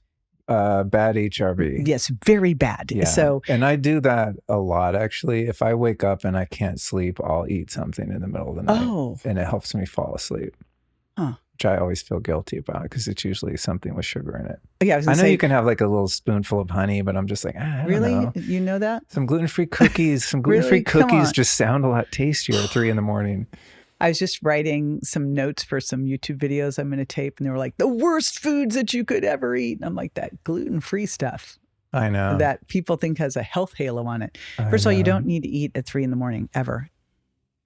And if you are hungry at 3 a.m, you've got to look back and see what's disrupting my sleep. Or did I not knock it out of the park with my last meal?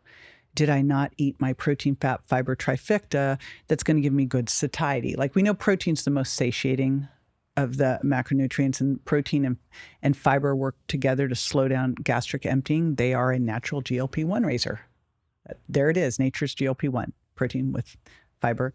Fat works on the brain to tell you you're full.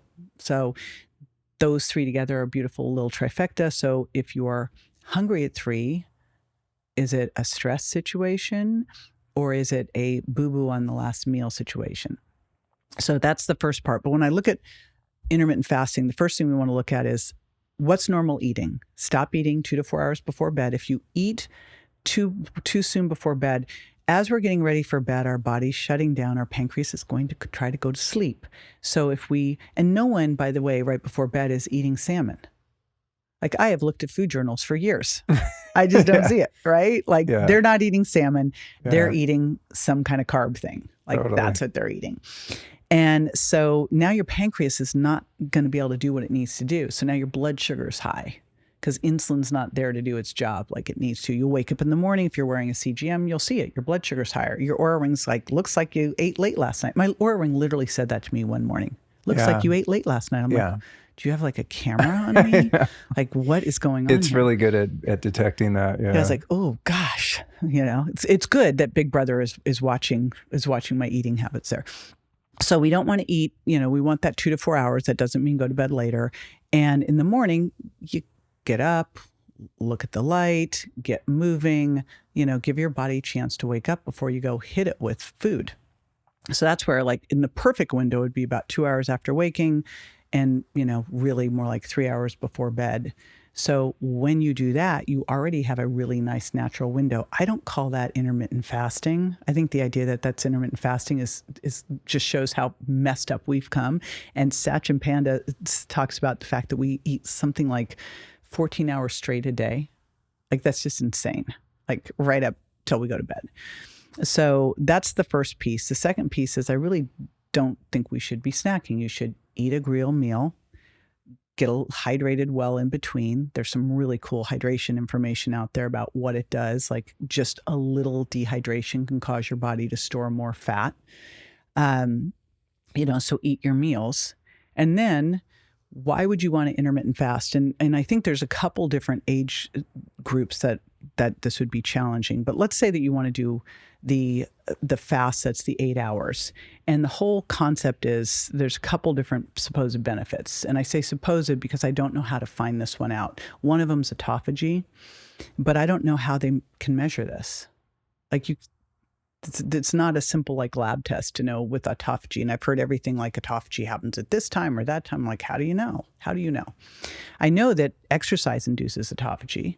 So that's predictable. Why don't we just do that? Because that's building us up and now we have more energy flux. Like the less you eat and the less you'll move. And that's been shown. If we eat less, we tend to conserve more energy. All that fidgeting and stuff goes down. We need less calories. We want to actually do the opposite of that.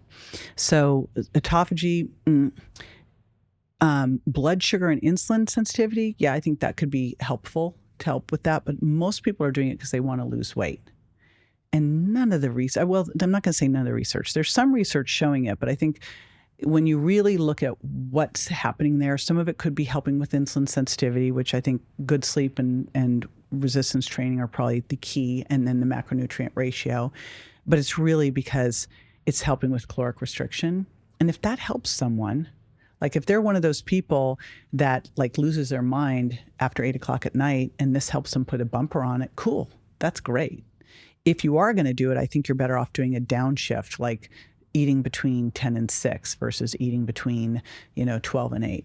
That 8-hour window is interesting because apparently the reason it's an 8-hour window is this lab they did this in, the guy who was doing the mouse study could only be there for 8 hours because he it's just like when I was in grad school, all of our research was 30 minutes of aerobics because the school period was 50 minutes.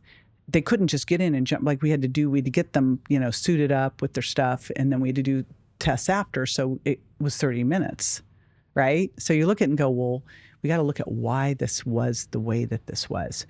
So the answer is, if you are doing this for autophagy exercise, if you are doing this for weight loss, if it's the best way for you to control calories, okay.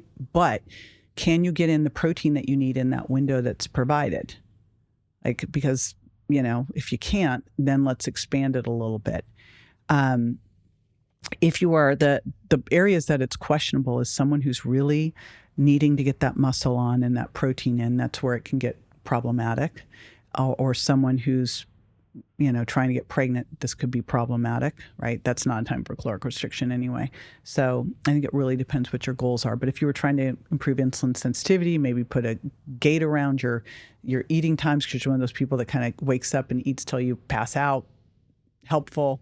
So again, design your diet by your goals and your lifestyle. That makes sense. With the protein recommendations, I'm not good at math.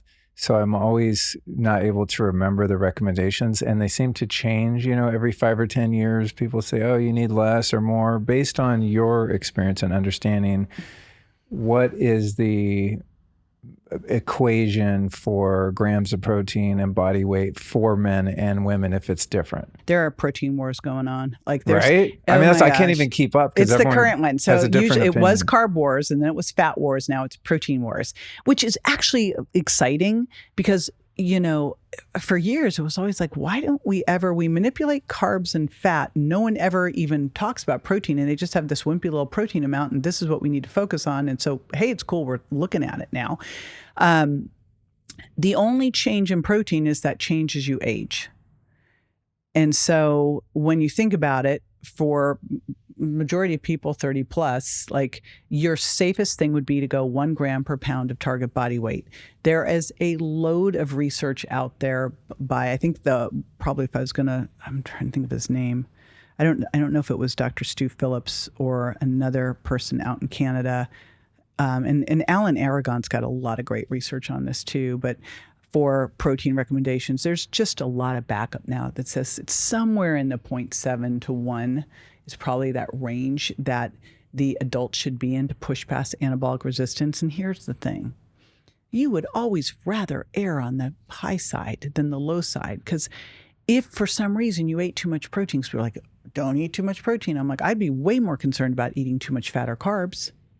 If I eat too much protein, my body goes, oh, okay, I have nowhere else to put this. I can't stuff it. You don't need this for my muscle protein synthesis. Don't need it for my hair, skin, nails, whatever. All right, I'm going to go through gluconeogenesis and I will make sugar.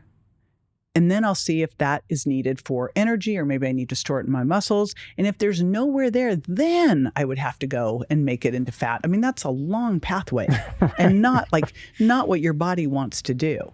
And so, and along the way, it's like if you eat protein first, it's really hard to overeat because you get full, right? I mean, it's full. I can't think of the last time I was at a restaurant and I ate a big steak and they came by and went, hey, happy birthday. We're going to give you a birthday steak.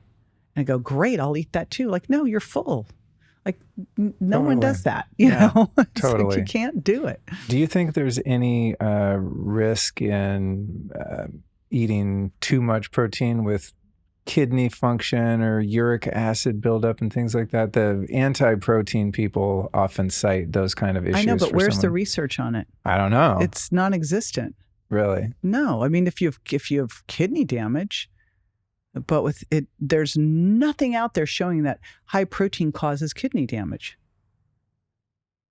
I mean, I'm way more concerned about too much food.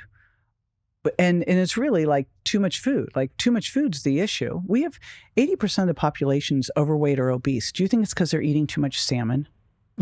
I mean, let's be honest. Totally. Like, come on. I know that's not a popular thing to say, but let's give people a fighting chance here. Like, we've got GLP-1 drugs that are working. Why? Because they help. I mean, there's a lot of cool reasons they work, but one of the things they do is help with satiety.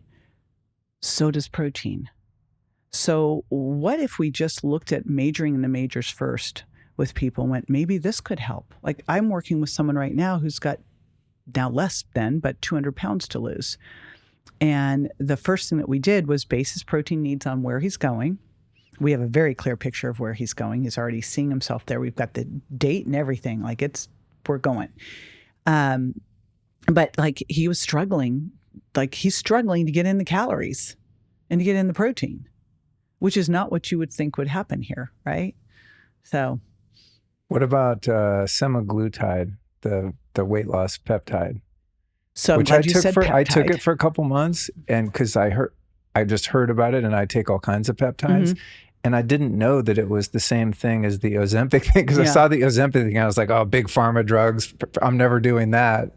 And then I was doing some research, and I was like, oh, I think I already did that. Yeah, but you did a drug. I did lose some weight. Here's the thing. So I love this subject, and I am not a doctor. I'm going to look at it purely from like more of a diet, lifestyle, and benefits side. So we have one of the areas that I've always loved is weight loss resistance. When I was on Dr. Phil, he had a chapter in his book called Weight Loss Resistance. I go, what is this? This is so fascinating. What things could get in the way of us losing weight or cause us to gain weight? If you think about, we need to get healthy to lose weight, because in order for us to burn body fat and build muscle, we have to be healthy. So what do we need to do? Which a lot of that is getting insulin sensitive, right? That's one of the biggest things that starts to happen as we age. Now, some of that, a lot of it's probably because we're not sleeping well, we're stressed, and we're losing muscle. All those things contribute to it. So if you look at these peptides, and the challenge is they took a peptide and then they put it into a drug dose. Those are they're two different things, and that's the way we've got to look at them, right? Oh, I see.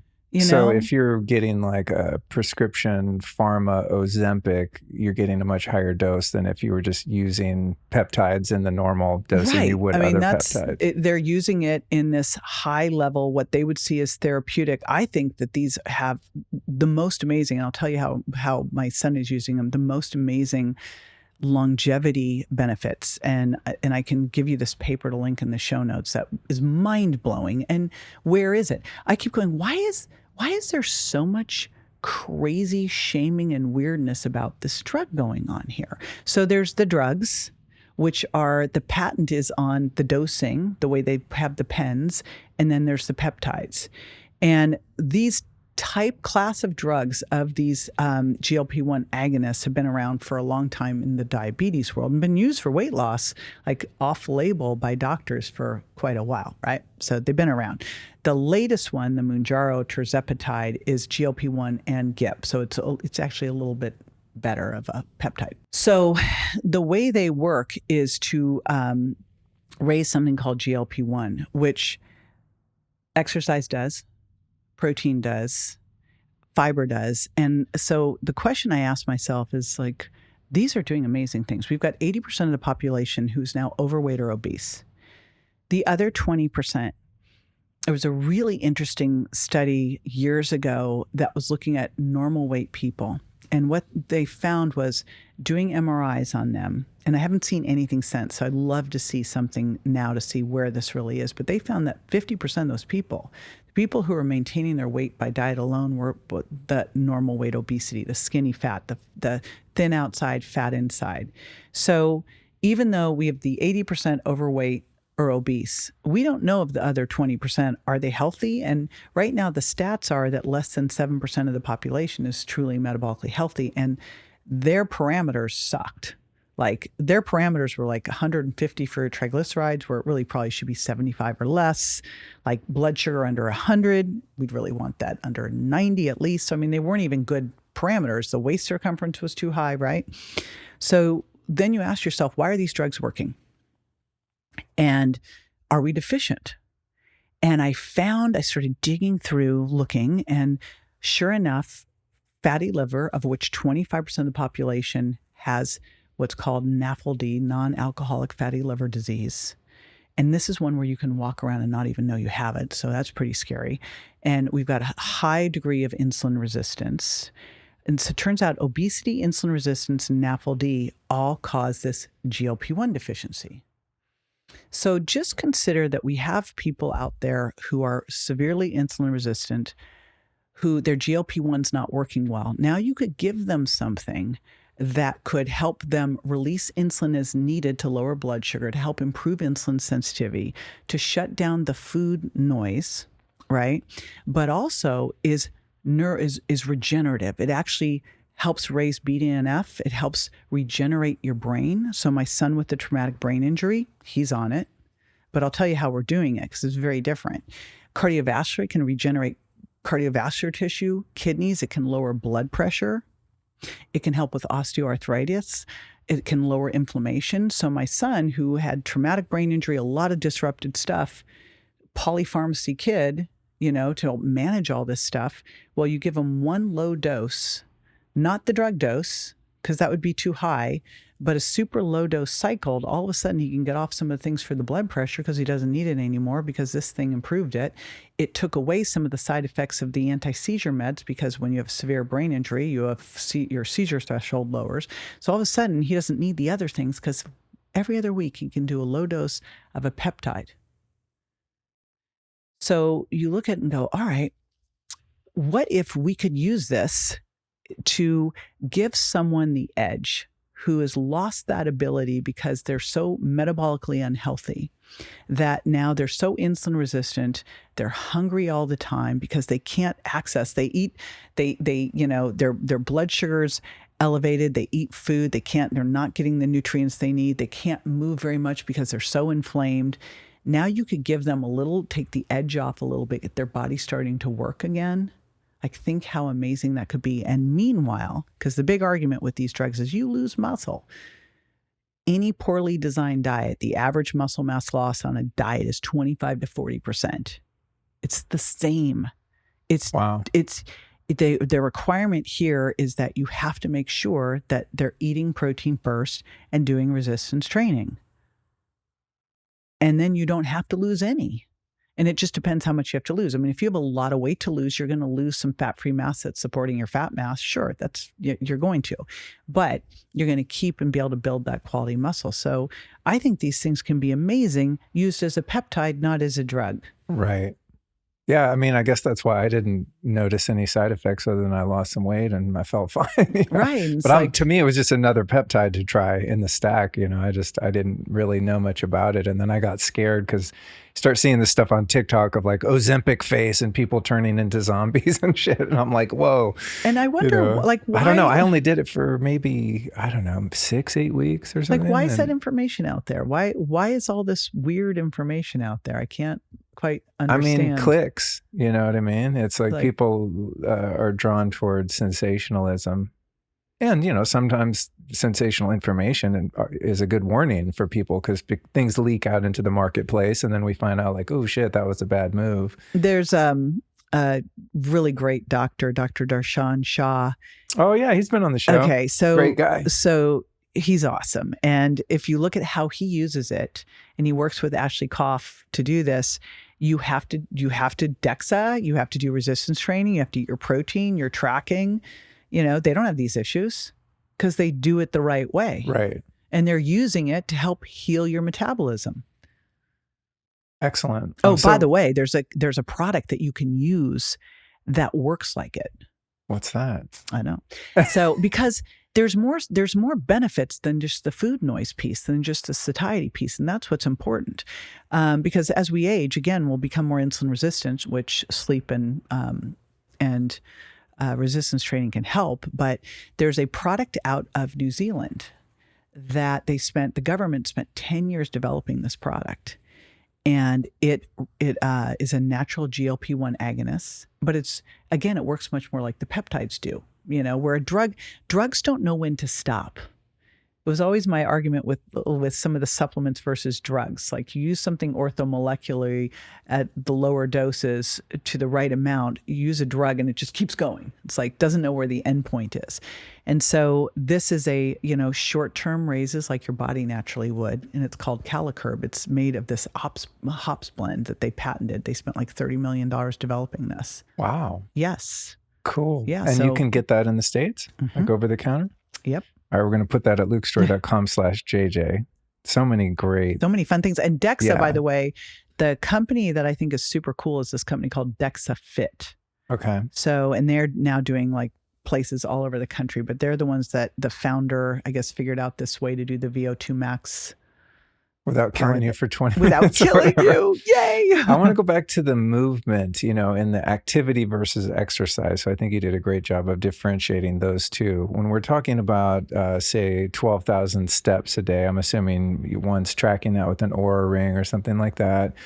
Would it be more beneficial to take 4 short walks to get your 12,000 or one long one? And additionally, like we have a Bellicon rebounder in the backyard, and I love that thing when I'm like at my desk too long and I feel the effects of that. I just go jump on that for literally 2 minutes and just kind of get the energy moving and then go back and sit for a couple more hours. Do you think doing like a rebounder a few times a day would take the place of some of those steps? Like how do we break up the activity optimally, if there is such a thing? When I was in grad school and all the studies were 30 minutes. And then someone did a study where they compared 3 times a week, 30 minutes versus 3 times a week, 3 sets of 10. Actually, no, it was daily exercise.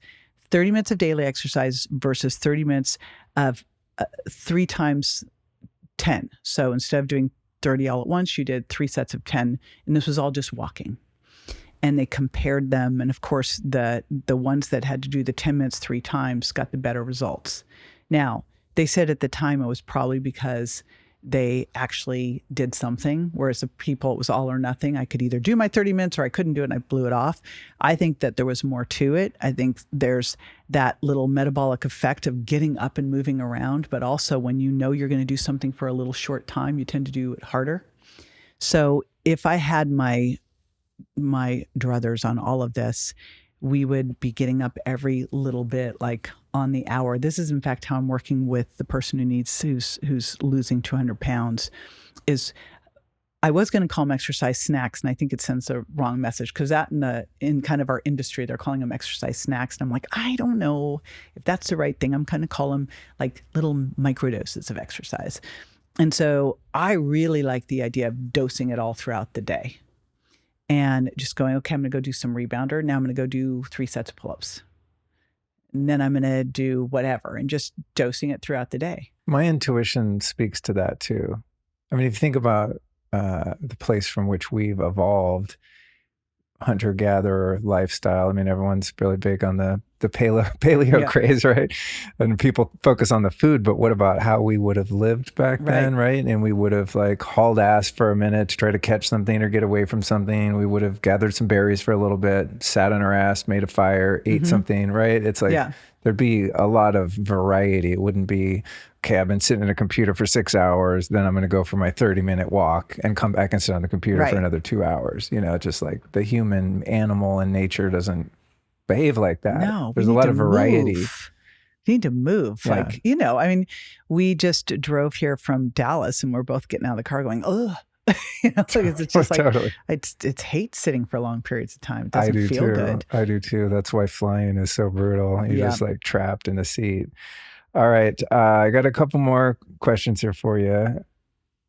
Let me see here. Oh, what about women and testosterone? Like not taking exogenous testosterone, but I've heard some murmurs lately that older women, older by say over 40. I know. What is older? What is it? Because now to me, an older woman's 80. Yeah. Well, for you, yeah. For you. But we think about middle age, right? So I think like 40 is kind of like a point at which things start taking a turn for many of us. And I've always thought about testosterone as related to males, but lately I've heard some things, not taking testosterone, but precursors and things like that that support women's testosterone, whether it's, you know, a pine pollen extract or some different things, zinc and boron and things that are known to help your body produce testosterone. What's your take on testosterone in women? And is it something that needs to be optimized? And if so, how would you recommend doing that? Well, I think we could go to the bigger hormone question too. So I think that one of the most important things that women can do as they're in their 30s, beyond just getting that, investing in their muscle and their VO2 max, is the next thing is to really work on their stress tolerance. This is I wish I'd done more of this stuff, because I'm going to see how much I'm going to burn my adrenals out and then fix them. But really getting some practice in place, breath work, meditation, whatever floats your boat, that is going to help you with controlling your stress. And this is where it's so great to have HRV now. Like, we never used to have a way to manage this. And now we can actually see it with HRV. So I think that's really, really important, because what really messes with our hormones beyond just the aging of our ovaries is stress. Stress really throws everything for a curveball. So the first thing there is to really get a good stress practice in place. That's going to serve you as you go through menopause hugely. The next thing is to make sure your thyroid's working well, because if your thyroid's not working well, you're not going to produce your sex hormones well. Then, of course, you got to have your protein and fats so that you can make and carry your hormones well. And then you have to have great sleep. Resistance training helps with testosterone. And, of course, getting in all your nutrients. Beyond that, testosterone is our most abundant sex hormone. It's not estrogen. So I take testosterone, I take estrogen, I take progesterone. And my feeling is, do everything you can, diet and lifestyle and supplements. And then if it drops to that point, take the hormones and do it as soon as it starts to drop. Whether it's estrogen, and these things all need to be in balance. So you don't just go, I think I just want to do estrogen. No, you don't get to do that. Like, these things all work together. Right. It would be like if you have a gas car saying, I just don't want to do oil and water. Right? I mean, so we need all of those, and we need them all in a good balance. And this is where the more in tune you are with your body, and this is where things like bioimpedance scales and watching your sleep and your HRV are great, because you'll see them start to shift. And when you do, and like women's periods start to lengthen or just go wonky, or you just start to lose your libido, then you go work on it, get help. You mentioned thyroid function being foundational there before you start getting into the crazy biohacks and stuff. Would that be just blood work, like a blood panel that you would get at a functional medicine doctor or something? Have you had Isabella on yet? No. She's your neighbor. Really? Yes, you have thyroid queen in Really? the hood. In Austin? Yes, Dr. Oh, Isabella cool. Wentz. Cool. So I'd like to meet her. a thyroid pharmacist. I have not done a thyroid focused show. Well, she's thyroid and adrenals. So she's cool. your perfect person for all of this. And, what I think is most important, the lab work is so cool that like Dr. Mark Hyman's got Function Health and more of these lab companies are coming out now that where you can really take charge of this and get what you need. Because what you're getting from a typical lab is not going to show you what's really going on. And when you want to look at thyroid function, first of all, like when my thyroid went down, I knew immediately because I'd been teaching those weight loss resistance courses like, I know what this is. I started to lose the outer third of my eyebrow, got a little constipated, started to feel cold. I'm never cold. I'm always the hot, sweaty one. I'm like, what? I know what this is.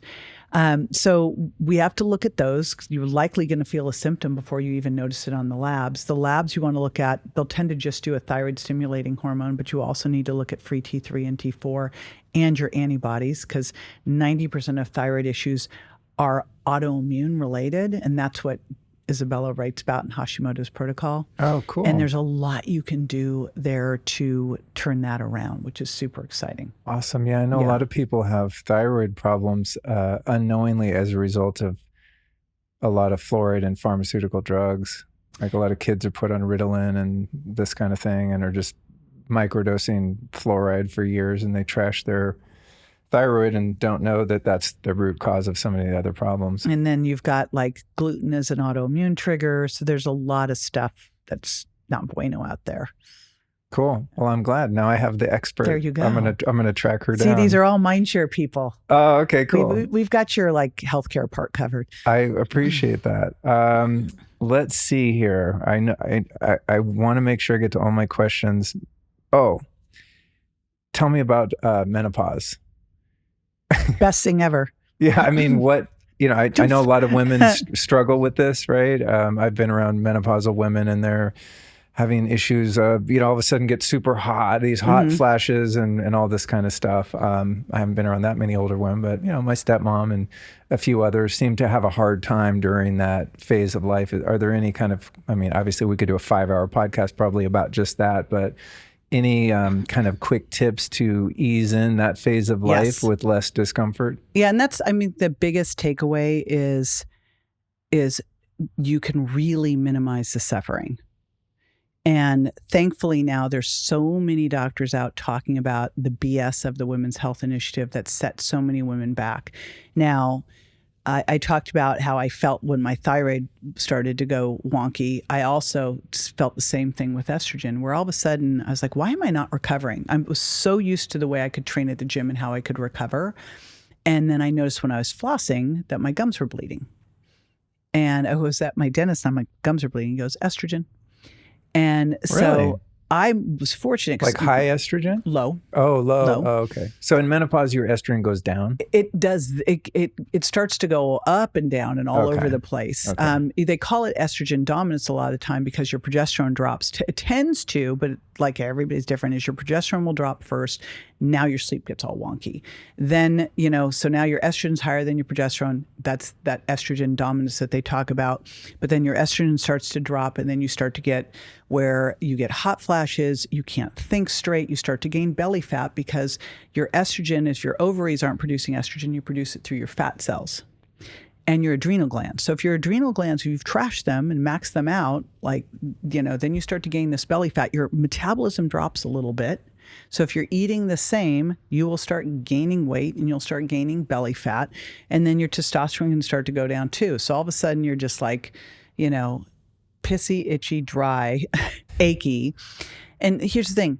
The minute you start to notice those things, and it could be anything from just your periods shortening, your periods lengthening, your periods are different, you're achy, you're tired, you've got brain fog, you're starting to gain belly fat, any of these things, rush to a doctor who specializes in menopause. And by the way, someone can be a gynecologist and actually not specialize in menopause, which is so bizarro. And you really want a functional medicine doctor who does this. We have amazing doctors in Mindshare who are doing incredible work in menopause. And the thing is, you want to start on these hormones as soon as the hormones start to go wonky and start to replace them. I was fortunate. All my friends are hormone docs. Like, so my 50th birthday party was Dr. Sarah Gottfried and Dr. Anna Kabecka and some other hormone docs we were all in Miami and South Beach. The minute my hormones started to drop, I was on hormones. And so I didn't suffer through a lot of what people suffer through because I was just managing through. When you're going through the actual shift, it is an interesting thing to navigate where you have to really pay attention to your symptoms and work with your doctor because, a lab test on Tuesday is totally different than a lab test on Thursday. So you're managing with symptoms as well. And the thing that you have to do, because your margin for error at that point is gone, like you have to really make sure that your nutrition's dialed, your supplements are dialed, you're doing your exercise, you're doing your stress management stuff because, you can't do the things like I'm going to go out until 4 a.m. None of that can happen. That ship has sailed. It's gone. Yeah. I was talking to a friend. I go, remember when we would go to South Beach and stay out till 4? Remember that? Yeah, that's done. We can do it. And then we're out for days after that. So the great thing is once you get through that process, and I really believe the more stress resilient you are going into it, the fitter you are going into it, the better lifestyle habits you have going into it, the easier this is going to be. You really want to train for it. So if you are listening to this and you are in your 30s, perfect, because you've got a good 15 years to train for this so that when you get into it, it's going to be way easier. I had trained for all of it except the stress piece. And right as I was going into this, my son got hit by a car and left for dead in the street. And this whole thing went down while I was in an ICU with him in a coma. And very difficult, level of stress that kind of pushed tipped it over. But the more you can have your stress piece really dialed, the better off you'll be. And it won't be a hard thing. It really won't be. Then you get on the other side of it.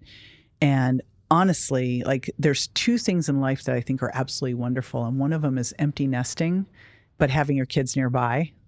My one son comes and babysits the dogs whenever we leave. The other son, we have every Sunday night dinner. So we have great relationships and we can do whatever we want. Right. It's this is awesome, so, and then you can really manage this easily once you're over, you're not cycling anymore. Everything is stable. It's way easier. I'm glad to hear that because I think like many things that we go through, people just take it as a given and we just kind of suck it up and just think we have to deal with it, Here's the thing I like to say, and I say it with the F word, but I'm not going to, but it's the forget aging gracefully. This whole idea that as we age, don't dress like that and you'll never get to do that again. And this will never, and that ship sailed. I'm what if you could start your 3rd or 4th career? The next thing I'm going to do next year, my next part in my fitness and nutrition business is going to be the biggest work I've ever done. And what we're lining up in Mindshare is massive. And I'm going, what if my 60s, 70s, 80s are actually my most productive years, the time when I actually have more time now and I have the wisdom to be able to do all these things and I have the energy because I'm not falling into that silliness that I'm hearing. I had parents that were great role models for aging. One of them drank 5 drinks every night, started Olympia beer at 10 in the morning on the weekends.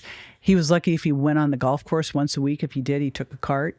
He smoked like a chimney. He was super stressed. He was on blood pressure medications.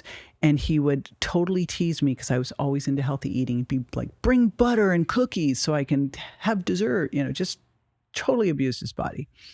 My mom walked every day, golfed a couple times a week, had a great peer group, ate healthy, always made us healthy food, had a little sweet tooth, would have 1 drink a night, never smoked. My dad always talked about when his ship was going to come in and how incredible it would be. And he was going to get a boat and all these amazing things were going to happen, except, and that was when the company that he worked for all his life was going to sell, which it did. And he was in my parents' bedroom in a hospital bed at that time. He was gone from 220 pounds down to 150. He was in diapers. And that's how I remember him, dying in a hospital bed in my parents' bedroom from cancer at 70. And my mom just passed last year at 93. Now, 2 months before she passed, I finally was I am taking the car keys from you. this is ridiculous. Like, you have now scratched 3 things in the last month. You can't do this anymore. Oh, honey. She lived in a 2-story house. She was walking, doing all the housework, doing everything herself, completely functional, completely aware. And so when you look at that, you go, okay, aging clearly is a privilege. My dad lost that privilege, but aging powerfully is a choice. And that's what my mom chose. Beautiful. I love that perspective, especially for those of us that are getting older. It's like you don't want to buy into the thought memes, right? There's the nocebo, nocebo effect, right? It's like, well, by the time you're this age, this happens, and then that happens. You hear these things throughout your life, and they kind of stick. And I think one of the reasons they manifest is because we buy into these beliefs. Of course, thoughts create everything. Yeah. It's like, I was just with, Mary this last weekend. Everything's created twice. And one of the things I learned at 30, I had an amazing mindset mentor, and she said, you have to manage your environment. Do not let that information in. And so I realized I had all these big goals for 50, and I hit most of them. I actually hit all of them. And then I didn't know what to do, and I didn't make any new goals. And then as I started to approach 60, I was like kind of in this weird place. And I realized I was buying into it. That, oh, you can't wear that, or you're not going to do that. And I kept thinking, what if I just did the biggest things I was going to do? And like, what if that was that? And, and you can easily buy into that. It is the easier way to go. Right? Yeah, it definitely is. And then I thought, I'm going to look for proof of the opposite. Now, one of the cool things was, one of my close friends is Mary Morrissey, and Mary, at the age of 72, has had more business success in that year and more money than she had in all of her other years combined. And this is someone who has, taught with the Dalai Lama and interviewed Nelson Mandela. I mean, she has like done amazing stuff. And at the age of 72. Like, amazing. Right? And so you go, I'm just going to look for proof of the opposite. I'm going to look at Dolly Parton in her Dallas Cowboys cheerleader outfit. She's crazy. I'll see like new Dolly Parton albums come out, and I'm like, what? I remember being a little kid and Dolly Parton was a star. I had the 8-track tapes in my dad's work truck, and I'm like, she almost looks the same. I mean, maybe she got a little work done, whatever, God bless her, but like, she's still cranking out albums and touring and performing. Singing. I'm choosing Dolly. Like, I'll choose 100%, Dolly. 100%. I love that perspective. Well, man, what a great conversation. So much value offered here. I think I'm so excited about your resistance training routine and to hear the results of it. Yes. Thank you. Thank you your for DEXA. holding me accountable. Yeah, I'm definitely getting on the DEXA thing. I've heard of that over the years, and I'm just like, who has it? Where is it? But it sounds like they're pretty accessible these days. They're very accessible. This will be a game changer for you. It will be really, really exciting. I love it. Yeah. All right, last question. Who have been 3 teachers or teachings that have influenced your life that you want to share with us? So the first one was this mindset mentor at 30. She was actually a client of mine. I was a personal trainer. I was at University of Miami going to grad school, and she was a client. And I remember we were walking down the beach, and she said, what are you going to do when you graduate from University of Miami? And I go, I'm going to go get a PhD. And but first she goes, why are you at University of Miami? I go, I want to be more successful. She goes, okay. What are you going to do when you graduate? I go, get a PhD. Why? I want to be more successful. And she goes, you don't have to do that to be more successful. Now, what was funny, I'm like, well, of course you do. Now, she had grown up in a trailer park and had a high school education and was a multimillionaire, and I was training her out of her beach house. Wow. And I was like, and at 30, and she goes, well, if you ever want to learn how to make money, just let me know. And I go, this is not about money, in your 20s. And at 30, she pinged me and said, are you ready to start making money yet? She basically future paced me at 27. She goes, at 30, you're going to care about this. And then at 30, she pinged me, and I basically sold my business in LA and dropped out of that PhD program and moved into her house. And she laid the foundation that literally saved my son's life, because she taught me that the only limitations are the limitations in your mind, that thoughts create, that there is no right or wrong, there just is. I mean, all these things that I just now know as universal truths. And when she first told me, I'm like, of course there's right or wrong. Of course there's limitations. But then my son, when he got hit by the car and we were standing in the hospital, and the doctors are telling us that we have to let him die, and because he had a torn aorta and it was going to rupture sometime in the next 24 hours, but they couldn't do the surgery they needed there because it had to be done with blood thinners, and his brain would bleed out because he had multiple brain bleeds.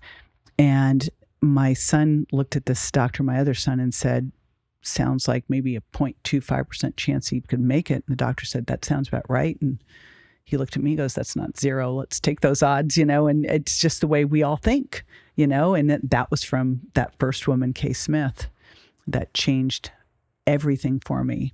And then the next thing that happened was I found that first mastermind group that I joined with a bounce check because I was broke. I do not, definitely probably not the right thing to do, but boy, I was committed. And I find most people give themselves a plan B. I just had no plan B. I had to make it work. And so I joined that group, and I remember I was going to go do something silly. We have a course we're supposed to be on, and a big dream and a big mission. And so often we decide to go take a little left turn because of that thing. And I remember someone asked me to go do something, and she goes, "You're JJ effing virgin. What are you thinking?" I'm like, "Oh." But I just was like, okay. And I just always went, okay, would JJ effing virgin do that? No, she would not. Stay on course. And the latest one is definitely Mary, who's gotten to be a really close friend. She married Tim and I, and she is just, my North Star when something's going on. I'm like, what would Mary do? Just call her. Beautiful. Well, man, thank you so much for finding the time to come hang out. It's been great to finally get this one checked off. I can check it off my list. The original list of 50. That's so cool. I'm so flattered. Thank you. Yeah, sometimes really it takes cool. a while. There's just kind of, even if you're running in circles, it just takes a minute to kind of end up in the same room with someone. But I'm making progress. I have many of them down. There's probably a few to go. So I'm glad it worked out like this. It all happened when it was supposed to happen. And yes, it did. Much better than doing it when we're like running around a busy conference. And well, now it's the perfect time in your life, because now it's time for you to get your DEXA. Totally. To understand why you're doing resistance training. It's like flossing. So you connect it. So it's not something you see as an optional thing of maybe or maybe not, that you attach it to, I want to be built to last. Like, I want to be kicking ass in my 70s, 80s, 90s. I'm going to show people the new definition of what powerful aging is, not this other stuff. Beautiful.